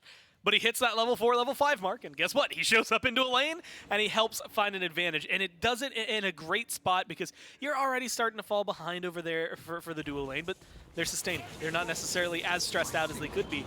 Delny has been a huge portion of your late-game team fights. You do not want Delny to fall behind. In fact, now Delny has a 2-level lead already. That's exactly where you want to try and shift some of your priority. Get him ahead, make sure he's comfortable, and then you can start paying attention. Zeus isn't going to have too much until Celestial Legion Helm is online, and Jumpa can guarantee some safety. And so with the dual lane being kind of mostly, I want to say like neutral, maybe slightly in favor of nobody's favorite, get somebody else ahead now, and then you can start putting your pressure elsewhere and finding where you want to go, where you want to try and find these kills. And this is where that level of worry comes in. We've been seeing a lot of the teleports coming out of solo. She picked them up very early. We'll talk more on that in a moment. Dash in up against Malachi, but quickly Dame will get himself right back out. We've been seeing these upgraded teleports, okay? Okay, I get to talk about it for a moment. We've been seeing these upgraded teleports come out fairly early in the game, but usually it's after we see a soul laner finish their first item. With that death, Malachi kind of got forced to spending that extra 800 gold to make sure that he had the ability to get back into lane right away. Yeah, I think it's been impressive to use and utilize their relics. This should be fine. Watson, I believe in you. You're going to get out of it. Okay, never mind. Maybe he's going to get taken down by a monster. No. Okay, you jinxed him there for a moment. He could have been out, and then he gets hit by the entire kit of El Leon, and now it's Vonson who falls down first on the side of the neighborhood. Schlemmy thought maybe he wanted to go for Dame there, but he just kind of cursed him right there. It's like, nah, he'll be fine. No, he was the opposite of fine. That one's on me. I accept the blame. that one's entirely my fault. I love what Dashboard's doing here, though. Just because he does get to absolutely steal away anything and everything that he wants from the neighborhood and get aggressive. You don't have to worry about Mineral rotating over. Vonson just got hard-bodied in the jungle, so you know the dual lane isn't going to be able to stop you. And that's been where Dashboard's mind is at. Getting that obelisk early on, that was something that we talked about and Just F6 had mentioned earlier, like after their set, was how important that was for them. So this should be a nice pickup for nobody's favorite to be able to turn around the tide of this game, start getting a better grip 7 minutes in. I'm a little worried for Dashboard just because of kind of the history of that last game. He built not very tanky, and you kind of saw the repercussions of it. He went to, I believe it was the Sovereignty, then he went for like Wingblade and then Spirit Robe. And that's not a whole lot of protections, especially against magical damage like Jumpa has. And when you then pair Jumpa with Vonson, combining their ultimates kind of together there, it's a lot of magical burst damage I don't think Dashboard was too ready for last time around. But that dual lane is still starting to kind of spiral a little bit for In My Zen. Has about 11.5 lead up over Mineral. And it is interesting because, you know, that has been the dichotomy of the duo lane, right? Where Dashboard, based on his build, now actually with the Talisman, we know he's going to be getting a little bit more prots, so we can at least alleviate some of the pressure there and feel a little more confident in it. And I was actually going to mention it just because you had mentioned how last game he was kind of falling fast, and I'm going to tell you that Cabraken's Guardian scaling is going to feel a little bit better than the Warrior scaling, even though Dashboard, and specifically Horus, falls into that category pretty well. Having those prots early is going to help. But it has been I'm going to be at a deficit Dashboard and throw my life away sometimes in order to help pick up whatever it takes to get Zen ahead. And Zen doesn't have that massive 4-level lead yet, but he's on par, or at least on pace, to try and find something like that. If they can start bullying Mineral the way they did last game, then I think they're going to find themselves very comfortable on the left side of the map. Dashboard has just reserved a room over at this Order side obelisk. He has been living there. Even when it's down, you can see how much he likes to hang around right between the mid and that left side lane. Zen dives in. The Mineral will dive away himself, using that dash just to get away and create some space. You can see where this 11.5 lead really is between these two hunters, though it's kind of showing closer to just more so towards the 1 level lead. But Mineral's also going for a slightly different build than we saw last time around, and that we see from Zen here. And we'll talk a little bit more about that because Vonson doesn't have a whole lot of health left, and Elion predicts the dash with the I'm a Monster and grabs him at the tail end of it. That's an easy red buff steal right after. But what a call. What a 1,000 IQ ultimate there from Elion to grab him out. Mineral, yeah, he's gone. Not a shot he gets out of that. Yeah, Mineral returned the bullying. 2022. That's what nobody's favorite are trying to do. And overall, it's been successful for them this game. And last game, it was successful, at least in terms of the bullying Mineral part. Maybe not so much in terms of the win. That is a huge win for them, though, all around, just being able to get rid of Vonson, get rid of Mineral. You had mentioned the different build from Mineral here, and you know, it's going to take a little longer to really start hitting its strides. Last time it took a little while, but Leon has a lot of damage available to him immediately, and so you have people to fall back on if you're nobody's favorite. The neighborhood can't fight right now with the builds that they're going. Meanwhile, you had called it cut off the dash, make sure you hit right where he's running. And there's no escape there, and that's just a hallmark of someone who's been playing for a while, right? You have to know what Vonson wants to do in that scenario, and you have to know that you're going to cut it off. Either that I'm a Monster forces him to stay in the fight in an awkward position, or it kills him. And no matter what, it's a pretty big win for you. Currently looking at Jumper right now. Got Spear of Desolation going the towards Voidstone. But yeah, a big old goose egg 10 minutes in for Jumper has not been a part You know, I'm of really any of the happy action. about Jumpa's. He's actually, you know, after that game was talking about becoming a pacifist. And I'm happy to see that he is fully enabled it here. We don't need another pacifist run in Smite. We don't need a Rapio 2.0 out here. Oh, I thought you were going to talk about the, oh man, what was it, 4 kills? Yeah, the 4 kills, Dragons, Bolts game that happened. We don't need another one of those either. We're like nothing happened. We're already at the 4 kills. We're at that point now, but at least, you know, we have those 4 kills here in 10 minutes. No, we don't need a Rapio 2.0 where you essentially did nothing for what, like 15 to 17 minutes of the game and only showed up to get like a triple and then a near pentakill after that. So we'll see what continues going through. Something's caught your eye here, though, Gormizer. Jumpa has changed his order. He did. And that is a little surprising to me. I mean, we've been talking about it, and maybe it's just because when you look at it, I mean, who physical on there is he worried about? Xin and then Malachi. Eventually, I guess Dashboard as well, but like realistically, having a Celestial Legion helm early on, good power, but it might not be as worthwhile physical protection-wise. Some of the other stuff might still be pretty good, but I like where he's going with this, trying to change it up. He's going to have a lot more health early on. Still might take a little bit before we get to see a full power spike from Jumpa, but I like the change-ups that we're seeing.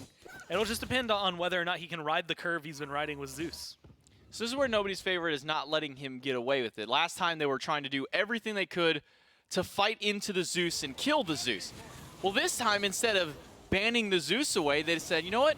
You can play Zeus, but we're not going to let you actually play Zeus. We're not going to let you actually do anything. Here's the first ticks of damage going through for the mid laner, but it's only against Dashboard and a little bit against Malachi there. We'll see just how much damage he was able to pop up in that last little fight by himself there. Goes up from the nice little goose egg.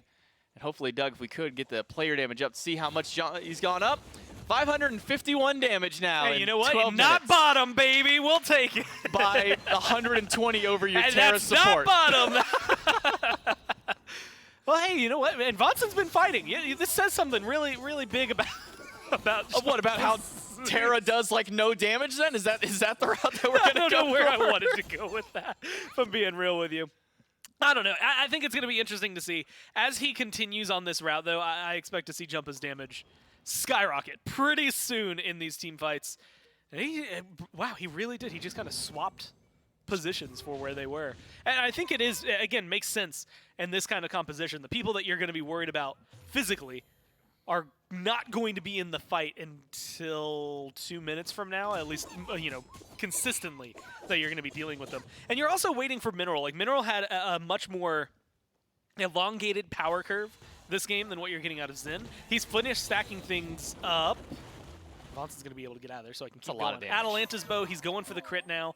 I think Jumpa and Mineral are about to hit a very similar power spike around the same time, and that should help Neighborhood power up. Unfortunately for them, this has been really solid from nobody's favorite. I mean, the power is online for them already. They've got good fights going for them. They're really predicting the movements of Neighborhood and taking these fights where they need to. They're getting objectives.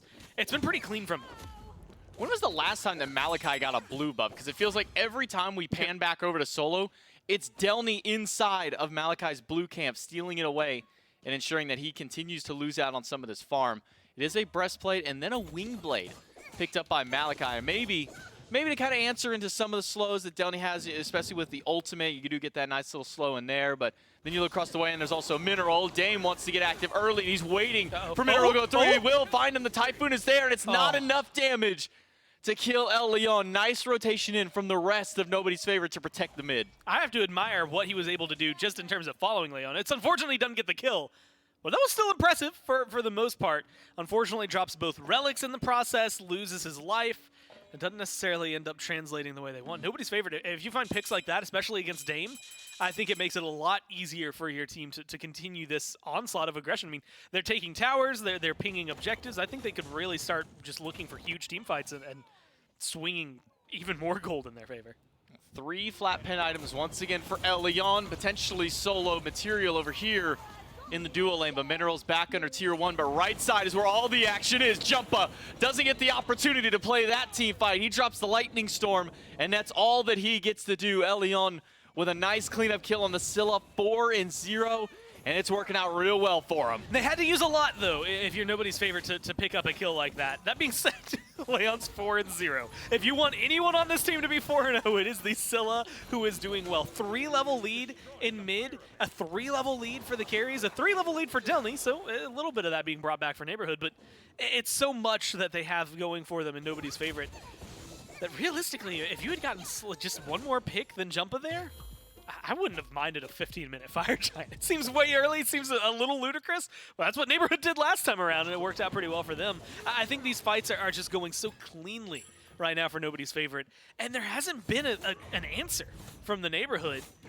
And realistically, I don't know how they're going to figure it out. Dashboard's been using his ult very aggressively and very well timed to get into the back line of Neighborhood, split them up.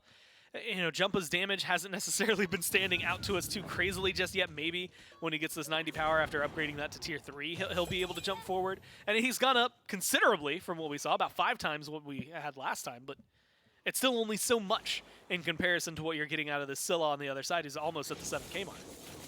I'm waiting for Delny to start getting involved in these team fights. All of that player damage that Delny has built up has basically just been around fighting Malachi, which he got that early kill very early on in the game, and you've been able to see that lead really spiral out of control in the solo lane. But again, they're playing around everywhere except for solo, and I guess even everywhere except for mid. They're really playing through the duo lane here for nobody's favorite.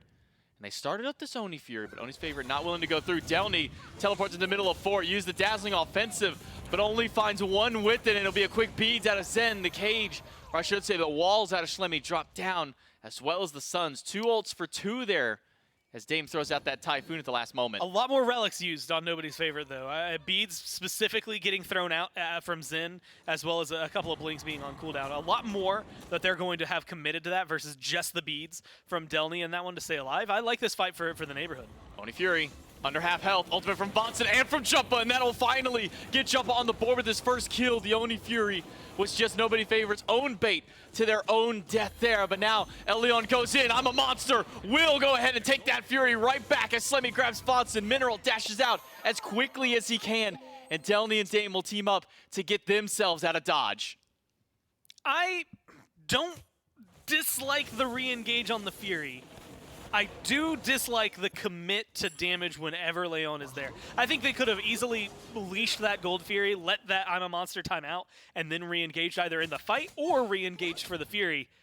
The Neighborhood unnecessarily just kind of gift gold back over there. I mean, yes, you know, Jumpa, if you had been able to pull it while the ult was out, there could have been a lot more burn potential, and maybe they would have gotten it faster, but you're trying to out-secure I'm a Monster, man, and you're a Zeus. You've got Mineral. Like, there's just nothing on your team that is going to be able to beat that Scylla for objective secure, and so that just feels like it's going to be a little bit more of a rough call. Again, another small play, but in the grand scheme, it ends up paying off for nobody's favorite, despite the fight not being exactly what they would have liked. The only people who have died on their team are the frontliners. Meanwhile, you've got 3 kills onto Vonson, and then 3 kills onto all of the carries that you'd like to hit there for Neighborhood. So you really have corralled them into an uncomfortable position. And now the only objective on the map that you can fight over is Fire Giant. So unless something just bizarrely breaks out around a blue buff or red buff or maybe a tier 1 tower, realistically, we might be in a little lull. And this is where Neighborhood have to reconsider their approach to these team fights. I think the way they started that last one was good. It's just the finalization of it that really needs some work. I think someone needs to check Elion's PC and make sure that he has a tab besides just this one penetration tree. Once again, building all 4 items out of the magic focus tree. That's just what he's got. He's just loving it. He's just got Sands of Time and quad pen once again. Triple flat and 1% pen item here. Fire Giant started up, or maybe just baited here for nobody's favorite. Bonson caught in the middle of 3 once again. Crush is good. He'll throw out the walls to hold himself off, and Dashboard eats a lot of damage. But all the while, because Mineral recognizes, I don't add a whole lot to this fight right now, I'm pretty far behind, he'll instead continue that push up the left side. They'll take away the tier 2 and even force Malachi to retreat from that fight. And I love this for multiple reasons. Nobody's favorite are not in a position to feel comfortable and confident taking a Fire Giant, even with I'm a Monster and that's secure. And so that is a dangerous game to play, even in a 4v5. You needed, as you had mentioned, some experience from Mineral, and he gets 2 levels off that, plus a tier 2 tower. Really helps equalize and standardize what's going on out of the carries for the duo lane. He's finished off that Wind Demon. He should be starting to hit hard. And that's about what we saw last time, is, you know, a really, really rough and maybe even poorly played lane phase that transitioned into a fantastic late game for them. That is more or less the trajectory they still feel to be on. If Jumpa can catch up, he's still 3 levels down now, and soon enough they're going to be able to contest this a lot more comfortably. Unfortunately, there's still a lot of damage being dealt on the other side, and you have to look at Leon right now. He has just been doing so well, not just because his build hits hard, but his abilities have just been on point this game in comparison. You know, last game you see a few missed Imo Monsters, crushes that are just off the mark, or Sickums that don't connect. So far, he has been hitting pretty much everything this game. Well, will be one more Scorpion going down, and off of all that farming that Mineral got, he was able to at least kind of shore up that gap in the item disparity between him and his opposition. 4 items apiece for them on top of their starters. But it's a double lifesteal, double crit build so far out of Mineral. We're on the opposite side here for Zen. He's gone for more of an attack speed pen style of route comparatively. So we'll see how that affects the team fights going in. No spectral armor picked up by anybody on nobody's favorite. So those crits will be hitting for their maximum value for the time being. But this Fire Giant started up by nobody's favorite. Not anybody answering the call just yet. Delny walks forward. He'll find Malachi. Crush goes in the backline, doesn't find anybody. And ultimate from the Kabrakan is good. I'm a Monster. Slams through Delny's health bar and forces the Dazzling offensive as fast as he can to get himself out. But a team fight just as quickly as it starts up is already over. And that's 4 ultimates for 3 out of nobody's favorite. Yeah, Mineral used his on the Fire Giant when no one was still in the pit, so it ended up kind of going nowhere for what that was. So that's a huge ult to be missing. Luckily, both carries still retain, actually all carries, retain their relics. I also think it's worth pointing out, Leon has Blink, no Aegis. Yes. So he has definitely gone to be a little more aggressive. And this is something that's going to be interesting moving forward. Not just the ults all getting burned, because most of them, well, they're already halfway back. It is the Blink for Leon showing aggression, but also the build you had just mentioned from Xin. This is going to beat through Vonson like it's nothing. I mean, look at Vonson's build specifically. It's Gauntlet of Thieves fully stacked, that's health. He's got a Relic Dagger, that's health, and then he's got magical protections. Right now, Xin can just destroy Vani like it is nothing, and that opens up a lot more conversation. Plus, having your one item, Chin Size, come in to deal health, it means that not only is there no physical procs to help save him, but you're dealing even more damage in the process. So Vani has to be very careful. Same thing can be said of Delny. He just now picks up a little bit of more physical protection that he's going to be able to have. But the 2 front lines from Neighborhood get bullied hard by Zen right now.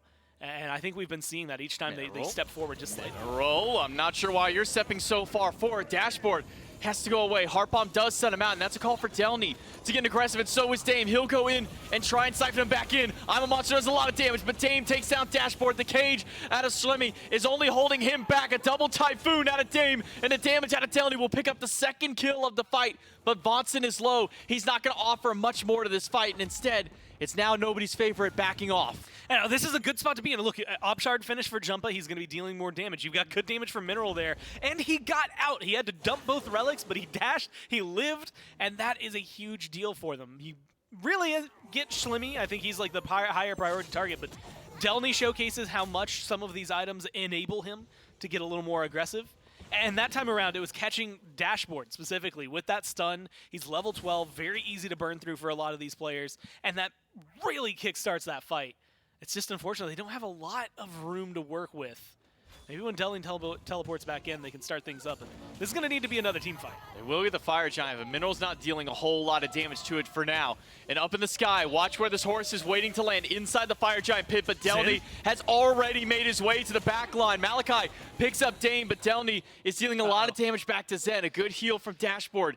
Keeps him nice and topped off, but it's already a 4v5, and only Jumpa has his ultimate on this squad. Vonson hasn't gotten it just back yet. Dashboard does go in to find Delny, but not much more beyond there except a lot of Dashboard's health. I love the shots from Mineral right now. It's slowing things down, but you lose Dame in such an essential moment, and Zin lives in such a moment where he really shouldn't. No one was there to help Delny. No one was able to help secure the kill. And now this 4v5, I like how nobody's favorite are playing it. Get aggressive. They want Mineral, but Mineral will get past the cage, and Vonson will walk out. Jumpa gets slammed by the Yamamonster. That's half of his health gone, but Dashboard stuck around for way too long, and none of his team was there for him to get back towards safety. And a 1-for-1 trade at the end of it all. But look at the cooldown timer difference here. Dame's so valuable, comes up in 5 seconds. Dashboard, who just died, is up in 20. Yeah, it is about half, maybe a third of what Dame just had to sit through. Almost a full minute for Dame's death timer right now. Level 12 for Dashboard. He's not going to be sitting around too long in the grayscale screen. And like you had said, he's now at 5 seconds. He's going to be like 15 seconds total behind Dame just getting back to the fight. Plus, he's going to have his ult back, so he'll be able to engage. A lot of ults dropped from Neighborhood there. Relics are coming back up for Mineral, so they should be able to fight and have a little more confident, but they don't have the same pushing power that they had before. But Elion's ultimate is down, and it's just the mages here. Or I should say it's Dame and Delny with ult. Delny uses his. Malachi turns around with one of his own. The Horus crashes in, and here's Slemmy one more time. Only going to find Vonson inside the semicircle. Jumpa still has aggro with the Fire Giant. It's shredding through him and Vonson. Dashboard finally is able to get the first pick of the fight. And the health bars of the Neighborhood are so low. Only Malachi was falling low on the side of nobody's favorite. Yeah, unless Delny teleports in and looking at it, I mean, it's possible for him. Could. This Fire Giant is definitely not going to be on the table for them. Vonson going down, everyone getting forced back. It is taking quite a while for them to burn through on nobody's favorite, but it should be favorable for them. And you look at it, 4 towers for each team still standing. It's 2 tier 1s and 2 tier 2s there for nobody's favorite, and then the Neighborhood still have all tier 2s up. But this is a great position to be in if you're nobody's favorite. Looking at the Neighborhood, just a few things that go wrong, right? I think it is, you mentioned Jumpa kind of taking a lot of damage from the Fire Giant. He was slowed to the point where it almost killed him. And little moments like that where you're just taking slightly more damage. I think it rolls back even further to when Dame had died. That fight could have been a lot more for Neighborhood, but it perpetually staggered them in an uncomfortable position, and the re-engage there just didn't click the way it had before. Whereas for nobody's favorite, you're now at a spot with 5 Fire Giants. You've got great builds, at least in terms of items. And even though Leon doesn't have an Aegis, he hasn't been put into a position where he's really threatened by not having that item available. He's 4-0-3, just now picks up a Soul Reaver. I think you're feeling really confident if you're the mid laner for nobody's favorite right now. And now it's just going to be turning this gold lead into something more. They get themselves the Fury. It's going to be opening up specifically these tower lines, trying to break down everything that stands in the way.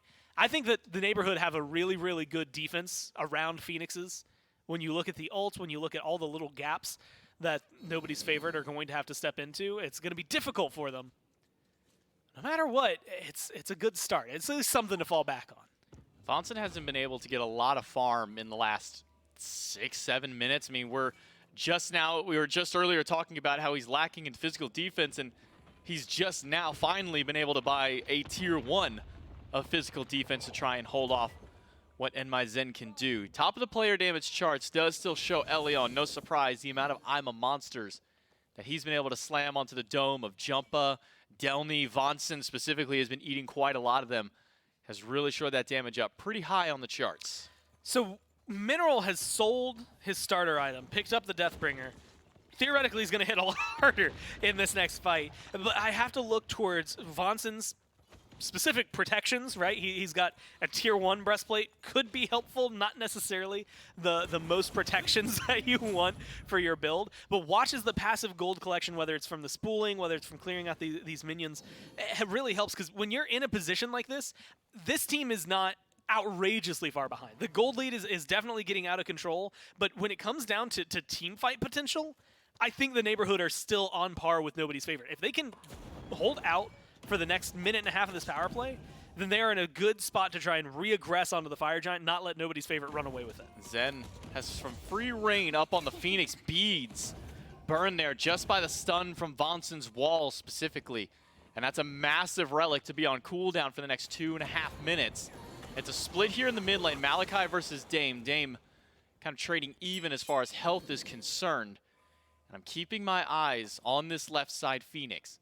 Waiting to see where Jumpa can get a nice placement with that lightning storm. That's going to be pivotal for them, and especially keeping sights on where El Leon is. But instead, they're grouping up inside the Horus Ultimate. They're going to make a bait and switch over to the right-hand side. We've seen this time and time again, and there's not going to be a quick enough response to save this bird, but maybe they can get something more beyond there. Just a little off the mark with a pull. Typhoon comes out. does manage to clip 2, and Malachi all by himself at the front line doesn't seem concerned at all because he's going to go right back in and take away half of Dame's health, take away all of Vonson's health, and Delny is forced to use the ultimate defensively to get out, but now he has no way of getting away from this Kabrak, and it's Dashboard and Slemmy coming up big to pick up 2. And honestly, the biggest difference, the biggest change that this team has made, first off, Leon is just protected. Leon has nothing to worry about. Zin is 007. He's doing fine. That is such a smart play from them. I'm having flashbacks to Enemy in Season 7. Yeah, being able to, I'm sorry, United, Season 7. Enemy was a lot longer ago. Going from left to right Phoenix with a brilliant Yen ult. It doesn't seem like nobody's favorite are going to be able to end here, but I think being able to bait and switch, get a bird like that, and really set yourselves up for victory, plus bait the neighborhood away from their base and take a fight, that's a huge win. Jumpa already used his ultimate, so that ability is now down for the defense, and it seems that they don't care about anything else. Kabrak walls come through, Dame goes down, and so does the Titan. Nobody's favorite finally answers the question of how do we deal with this Zeus? We don't. We play around everything we play around this Zeus entirely and fight everything but him. And really, you have to go and look at where the isolation really is, because what is the biggest difference between Game 1 and Game 2? And is it, performance-wise from the carries? Not really. I mean, Jumpa didn't get to pop off, but Jumpa's popping off didn't originate from Jumpa. Jumpa's popping off originated from your support. Vonson, unfortunately, that game did not have a lot that he could lean on, was getting shredded, and a majority of those fights, his build was really well countered out by Zen, to the point where there was practically nothing he could do for a majority of it.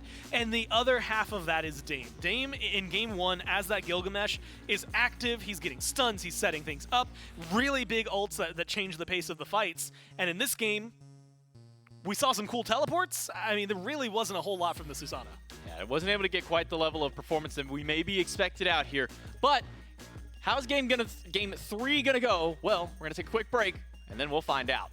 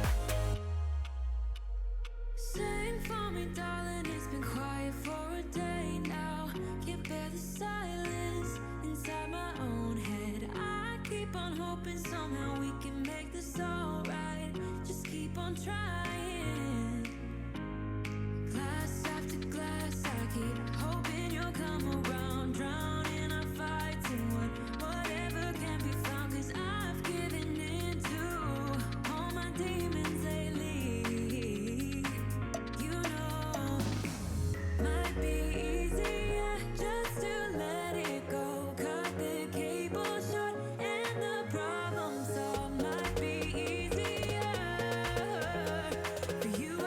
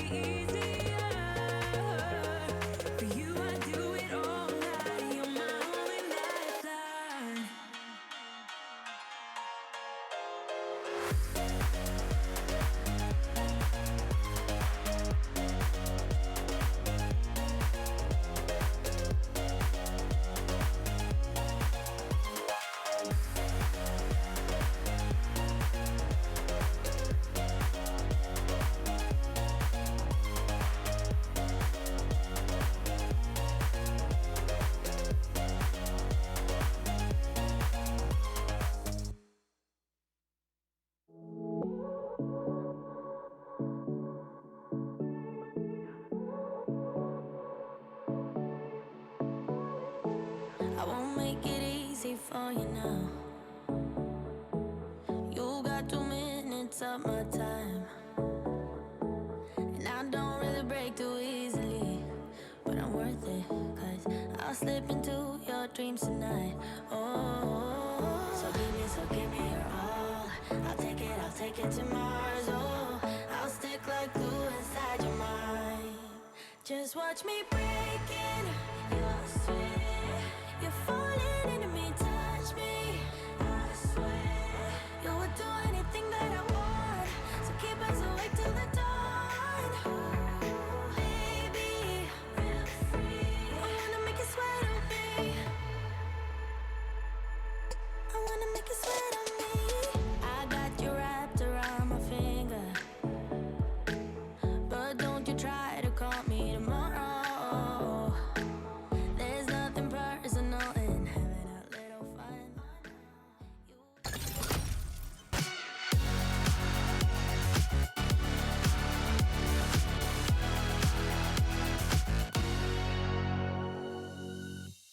And we are tied. We are going to a game 3 in this knockout best of 3, nobody's favorite versus the neighborhood, and a turnaround performance from nobody's favorite will propel us on to a game number 3. And we wondered if the Scylla pick would look good again. It looked fine in game 1. Didn't get the win. Looked good here in game 2, and El Leon and the rest of the squad able to push us on to a game number 3. Mifflin's still with me. Mifflin, going to talk to me a little bit about what you saw here in game 2. And you know, I think it is a repeat performance from Leon on the Scylla, able to get out good damage numbers, a great KDA. The Scylla, I believe, undying by the end of the game.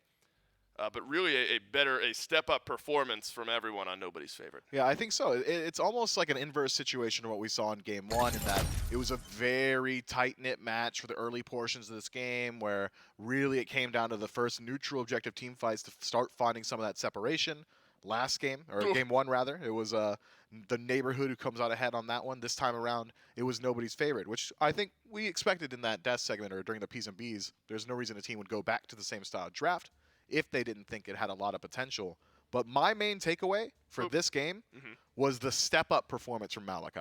I think that he played much, much better this time around. He was creating a lot more space. He was getting involved very early. Mineral was struggling to get involved. Dame couldn't really stick around in the back line because Malachi was constantly applying that CC so that El Leon could start popping off. I actually passed him in the hallway on the way in here, and he said, yeah, I hit like a 3-man crush at the Fire Giant. Like they were like, what happened? They forgot how much damage I do. It's 1,000, by the way. This Scylla pick is one that certainly fits his style, and the team played very well around it. Especially when you consider the performance that Delny had in Game 1 on the Amaterasu, and it felt like Soul Lane differential, right? Because when you say the full word, yeah, what are you thinking about? it's much nicer. Instead, if you say diff, it's mean, but differential is a lot nicer. Scientific. So you know, Delny puts together a good performance again in Game 2, 2-1-3 on the Ama, and 2-1-5 KDA-wise. Not that much better for Malachi, but the relative impact just felt there from this Nike. 24,000 damage, 10,000 higher than Jumpa was able to provide as El Leon. And that is a massive difference maker here in this game. The ADCs, Miff, didn't do much in this game. Neither the Cupid or the Ho Yi had much to say about it. And so I think a lot goes into this win here from nobody's favorite. And I think most importantly, Zeus is now lost for the first time this week. Jumpa's pick hasn't worked out here in Game 2. And the response now in picks and bans will be interesting. If that shakes your confidence in this Zeus pick, all right, it's time to back away. Let's try something else in mid. Or Jumpa thinks, well, it's 1 out of 6 games losing is not that bad. Let's just go right back to it. I mean, it's worth noting that the Zeus had legitimately 0 player damage until like the 10-minute mark, by the way. We were talking about it in Game 2, whether or not having that Gilgamesh was really necessary, whether or not Susano would be able to fill that same role of creating space. I think we got the answer. I thought that Susano should be able to match up at least some of that pressure, even though it is going to be a slightly later power curve. Not the case this time around. Jumpa was left to his own devices in mid, and in being left alone, didn't really do a whole lot. Kleena banned out. Haven't seen much Kleena presence so far this set. Giannis, don't think we will see. Well, we won't see it in this set, but if nobody's favorite moves on, that's been a popular ban against this team. It's been Ardio, Fenrir, show me Persephone with the 3rd and final ban. Let's there go, it Dave. is. It's like I've seen this before. You know, it's like I've had Deja premonitions. Deja vu, right? Do you know what the literal translation is? No, I don't speak French. But that's like a factoid. I feel like you would know, Miff. Something like that. But Yeah, at any rate, certain I je ne have sais seen that. quoi about me, you know? Which means just like a certain something, I think, right? Yeah. Yeah, something Yeah, like that. for sure. A certain je ne sais quoi, you could say. Amaterasu, the first pick for the neighborhood. I mean, feed the hot hand, right? Downey had a great game 1, and that's an understatement, an amazing game 1, and then a fine game 2. Amaterasu has not been the issue. Ama is just so good in the neighborhood, continually getting first pick and using that first pick on Amaterasu. Now, nobody's favorite didn't change up their game plan much in game 2 from game 1. This is a pivot, though, grabbing Horus in one of the first 2. Yeah, this just in from production. Deja vu literally means already seen. So if you guys were wondering, I can hear production the same as you can. I didn't hear that. yeah, they put it in the Discord, man. Oh, It's, did they it's on really? the laptop, the awesome Alienware sitting in front of you. God, we are so in sync that you knew I was setting you up for an Alienware, didn't you? Horus and Gilgamesh go over to nobody's favorite. So Gilgamesh had been a popular pick for Dame out of the jungle all throughout this week, was banned out in game number 2, effectively banned out against Dame here in game 3, as Gilgamesh will go over to nobody's favorite. And so the initiation, Miff, feeling just fine for nobody's favorite in game 3.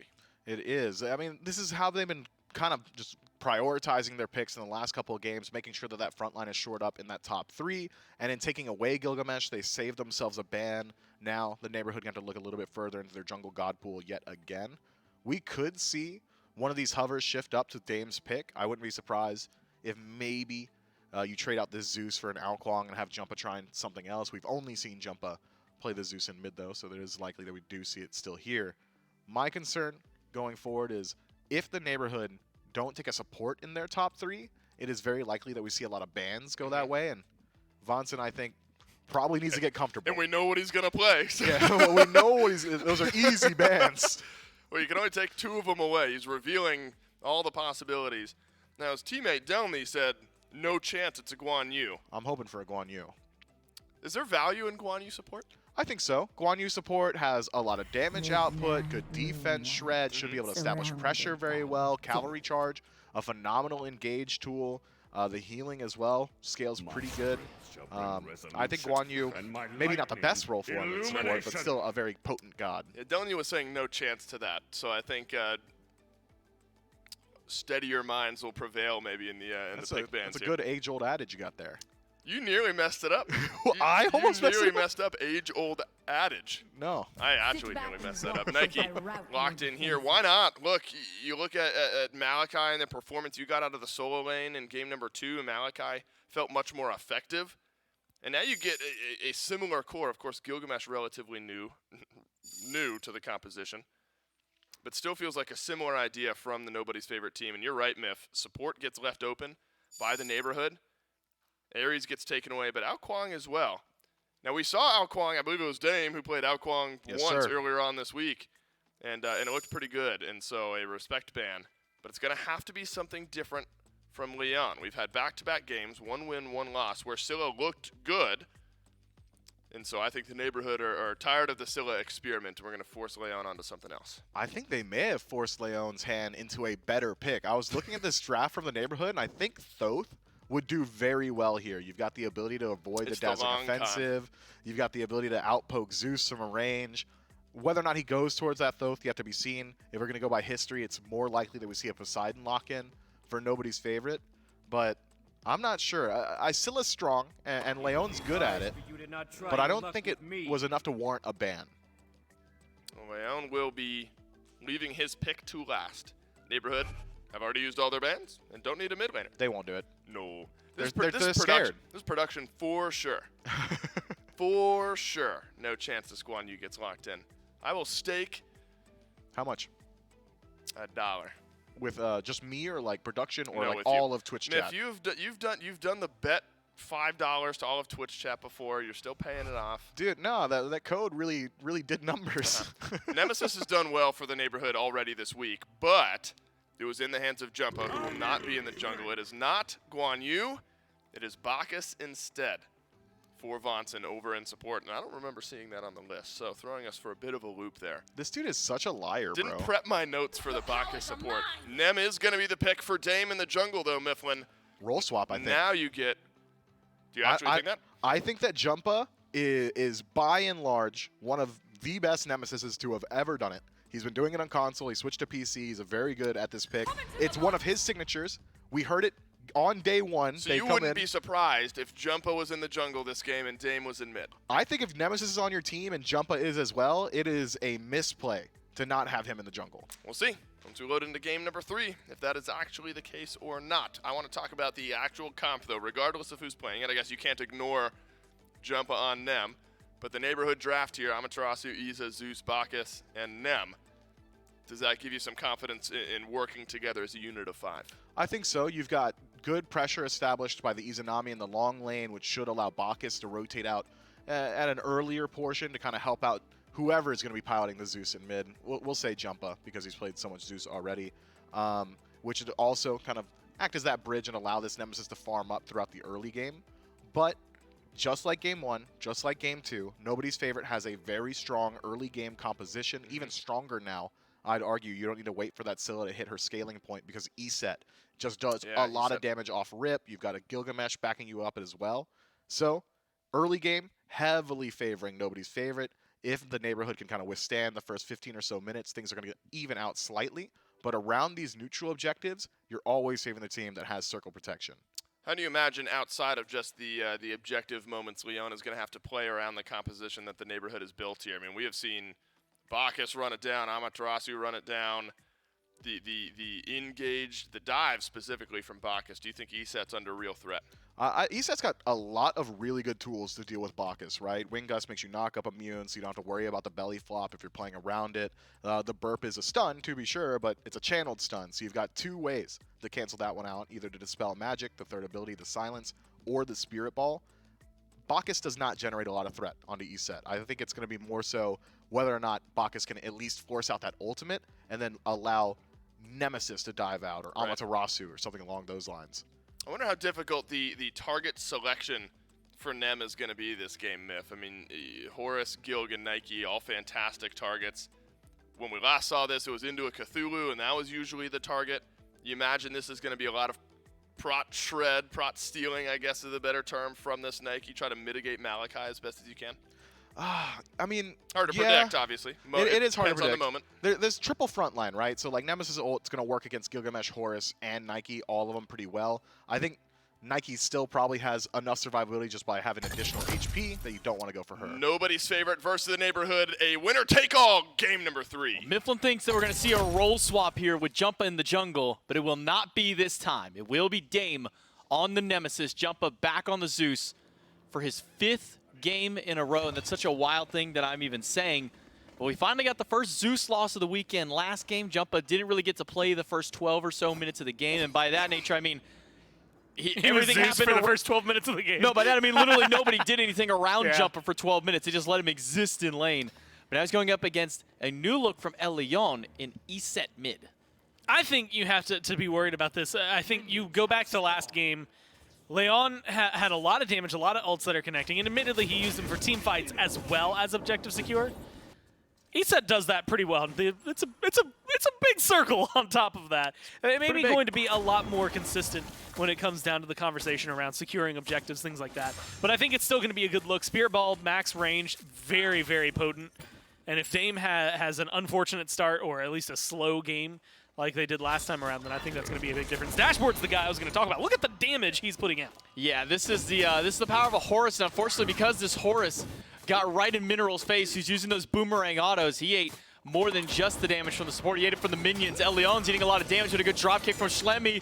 Pushes them away. El Leon is so low, but there's no detonate from Jumpa here at level 2, so El Leon will live and only live because of that.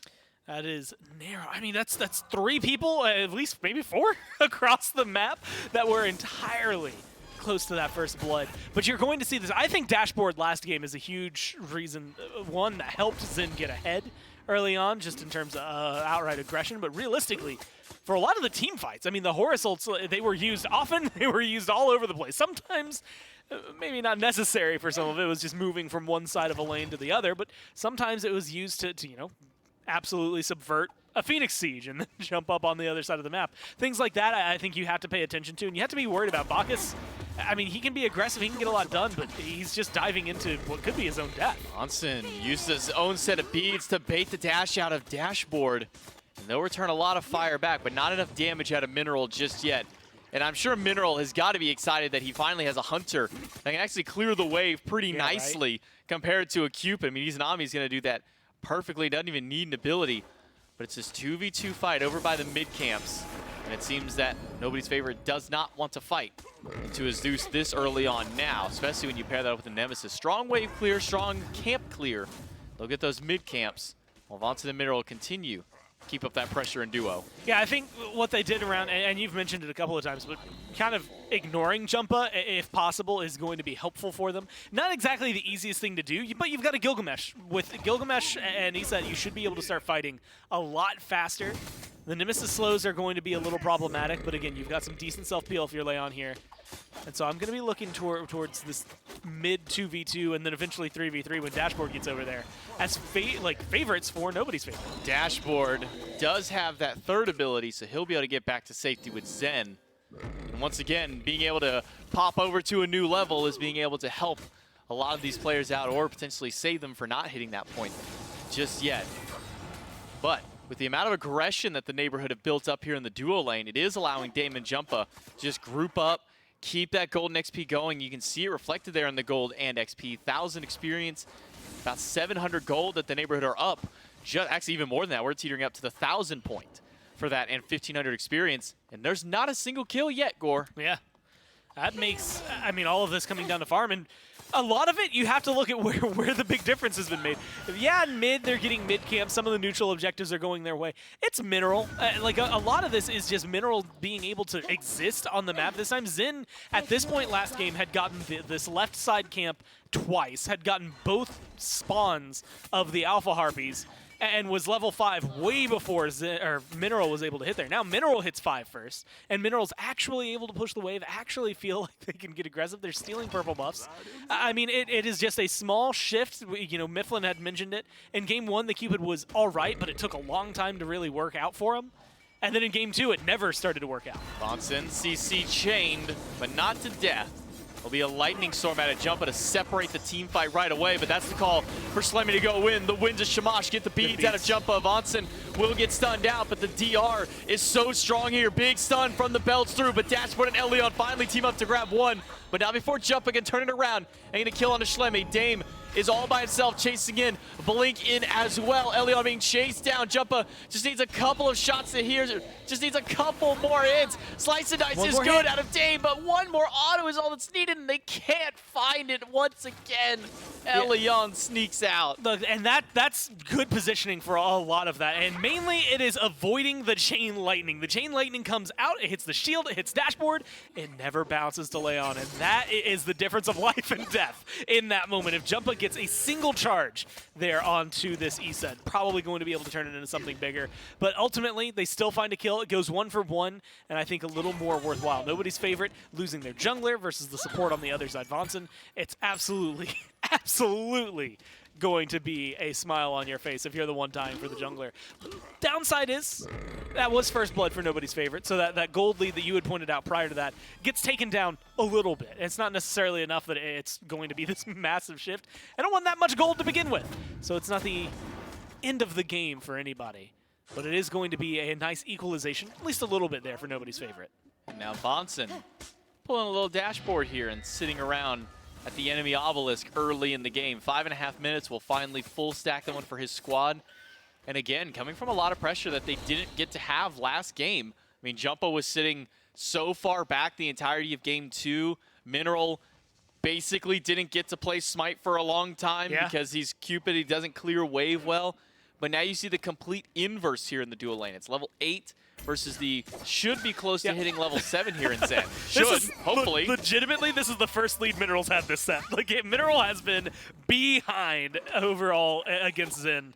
And so this is something that, you can play with, you can play aggressively. You get to control the left side of the map now. Now Leon, half health, gets a little bit of health back himself. Uses the circle of protection, but it doesn't do a whole lot for him. Dame in the back line. Will get him with the slice and dice, but Jumpa should be losing out on his life to Schlemmy here. And now with the 2v2, breaks the ankles of the last 2 members of the neighborhood. He'll jump over the wall back to safety. Malachi died throughout all of that. And I mean, again, another really big pickup. Actually, Dashboard goes back in. Bonson goes down. Dashboard is starting to get some big damage. Dame pops the shield to reflect some of that damage back through. A good heal from Dashboard will keep himself alive. And now Mineral, again in this left lane, finally gets to be the one on the giving end of the damage out. Zen does not get to enjoy his time here in the light. This is where, the math on who's died and who hasn't really gets a little more awkward. I think it very, very important they kill off Jumpa and at least force Dame to fall back. Dame from Newark is important in this game because game 1, that Gilgamesh was absolutely essential for the victory. And game 2, that Susanoo was kind of essential in the loss because it didn't do anything to get them closer to a victory. This Nemesis has to be a very, very good performer. Also, when you take into account the fact that Mifflin had highlighted, but Jumpa is a very good Nemesis on this team. So you know that you have to change things up. Luckily, you are in this position. You're getting good kills. You've got 1 on your jungler. You've got 1 on your Zeus to help get them a little bit ahead. And specifically, I believe you got a solo kill out of Delny, right? So you're really opening up some of these conversations for your team finding success. And as long as they can keep up this pace, they're really kind of turning Dashboard's aggression against them sometimes. But it's even in kills. If they keep this up, nobody's favorite have the early game scaling, and it's only 1 level lead for the jungle. Zen has the dive bomb, but he doesn't have many paths to get out of here. He's got some backup now, but it's too little too late for him. He will trade out his life for Vonson. Mineral might be losing his here too. The stealth is gone. It's an easy blink and an easy auto after for Schlemmy to take it down. A 2-for-1 trade out. And In My Zen might be saying worth because they were able to take out the enemy hunter. They get Mineral, who has the lead, and they get hit Mineral's beads on top of that. I mean, yeah, absolutely. I think you should be screaming worth. And you lose Zen, which is not exactly the best case scenario, but you might be able to find a little bit more. Slemmy's going for Jumpa. Maybe goodbye to Jumpa, but Delny is here, and that's a call for Slemmy to get himself out. He'll need 3 charges of a detonate and about half his health on that pop. Ultimate in from Delny will find the sun on Dashboard, but that's all that they're going to find to disengage from the rest of the team. And a good rotation from Delny to make sure his mid stays alive. I like the way that they're playing this so far. I mean, Delny really is the only thing that saves Jumpa there. I think Delny is a little bit late on that rotation. We get another kill up against the Zeus. And that changes the dynamic so much. Again, this early game prompt, you can see the damage numbers that nobody's favorite are able to output in a lot of these fights. Player damage-wise, it really is Schlemmy sitting on top and doing a lot, but you're getting a lot of effective damage out of them that's getting converted over to the kills, whereas the poke that the neighborhood have been able to put out so far. I think that if they can continue this route, you're going to start seeing some early game gold fears. You're going to start seeing a lot of pressure, but Mifflin had highlighted it, and I think it's worth mentioning here. We're almost at the 10-minute mark, and it's about 15 minutes where you would see most of the neighborhoods really start to get online. Celestial Legion Helm for Jumpa, I think, is going to activate him. Mineral with 1 more item really should be able to pick it up, whether he's going for an Aussie, which we've typically seen in this position, or if he wants to go for any other item. It really will just be another power spike for him. And that will help level things out for the neighborhood. It's all about timing right now, and they just don't want to fall too far behind in the next couple of minutes. Mineral has a 1-level lead up on Zen. Dashboard's got a 1 level up on Bond. So evened out in the dual lane. It's the jungle and the solo where some of that gap is starting to show. Level 12 to 11 for Delny against Malachi. And Dame with a 2 level up. Bonson will eat a little bit of poke, but he's not too concerned about the full damage. Not quite able to kill a Bacchus this early in the game. Bacchus known for just how tanky he's able to get thanks to the help of his passive alone. Yeah, it's going to be a lot more difficult, I think, to burn through. And Delny, I have to give him just some special shout-outs. Even though last game wasn't necessarily the most successful, he's been a nuts Amaterasu. It feels like we've been talking a lot about Jumpa playing Zeus several games in a row. I think Delny, yeah, is also hitting a pretty similar mark. Might have had 1 shift at some point, but I'm only flashing back to Delny on this Ama. And it has been a driving factor. Now he's teleported in. Teleported in by Malachi right to the obelisk, and Vonson is the one caught in the middle of it all. But Delny is here to drop kick, stuns 2 of them against each other, and Vonson cannot find a way out. It's Slimmy who gets about a triple stun out of Delny's ultimate. Will turn the fight right back around, and Dame finds the last hit necessary to trade out support for support. But Delny, Dame, and Mineral will stick around this obelisk, maybe see if they can still steal a couple more flowers or force another fight. I think the most interesting part of that fight, how fast Jumpa just said, all right, I'm done, I'm out. And he walked away. 1 for 1, support for support. A lot of ults dropped, teleports used. It really comes down to relic economy after that one to dictate, hey, who's the quote-unquote winner of the skirmish. A little aggressive from the neighborhood, and I think that opens up a lot of conversation, and that really does start to showcase this. Nobody's favorite should have had a much higher and stronger early game advantage than what they have been able to. Dame has been really good at putting their mark on this. All of the kills, or at least a majority of the kills, are sitting on Vonson more than anything. I mean, nobody's favorite. Killing the support off after a certain while is helpful, but really only because you make it a 4v5, and eventually it'll be a long timer. But we even saw last game how fast they can respawn in crucial moments, 18+ minutes in. And so Vonson's happy to eat these deaths if it means feeding kills to his jungler, getting Dame ahead, helping keep ahead for Jumpa and Delny. And so I like the pace that they're keeping this at for the neighborhood. And realistically, you lose a couple of beats, Mineral still has theirs, but you have just as many openings on the other side, so nobody's favorite. Have to be careful for the next few engagements. I like the small little shift up that we're seeing here in Delny's build here in the second slot. Last time it was a Frostbound Hammer. Great for Amos, he's going to be able to proc that really nice and easily. But now a Witchblade. And I like it specifically, one, because it's good up against any time that there's one or more basic attack gods, usually when we see these double hunter comps. But it's also even good against Gilgamesh, even though we haven't seen any of that attack speed built up just yet by Schlemmy. We'll see where the rest of his build goes outside that Berserkers. But nobody's favorite do at least manage to sneak a Pyromancer out here. And that'll help close up some of that gold lead that the neighborhood have built up. It's 2,500 gold and XP that they've been able to kind of slowly build up. But it's been sitting around that same exact point for the last 5+ minutes of the game. As Zen is forced to use that Sunbreaker ultimate. He drops it right at the Tier 1 tower's feet because Vonson and Mineral putting a lot of pressure on him once more. Delny has just been a menace over here, and I think what you were talking about, and specifically pointing out the Witchblade, that in conjunction with the Shogun's Kusari, has been like the way to go for this Amaterasu. And really, it feels pretty good. You get Mineral and then Jumpa being able to do a little bit more for both of them, I think, through that. And it opens up all sorts of conversations for your auto attackers, and slowing down specifically nobody's favorite, as you had highlighted. Heat check Gold Fury. At the Gold Fury.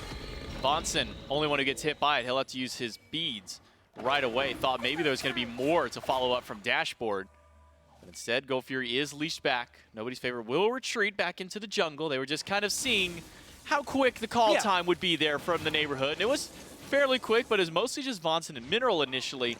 Delny, though, expending the teleport to come over to this side of the battlefield just in case the fight did break out. Yeah, I like the way you worded it. Like, it's a heat check, right? It's nobody's favorite kind of playing around, seeing like, poke the bear and seeing if the bear is going to strike back or not. In this case, it didn't. It didn't necessarily end up working out for them that well, not opening up the Gold Fury. But they're not so far behind, and you had mentioned that it's been kind of stagnant as well, that they need to be completely stressed about it. A couple of kills, especially in mid, could be huge. Another set of beads. Dashboard consistent on grabbing that relic with this Horus. First he grabs it off of Vonson at the gold, and now he grabs it away from Jumpa here in mid.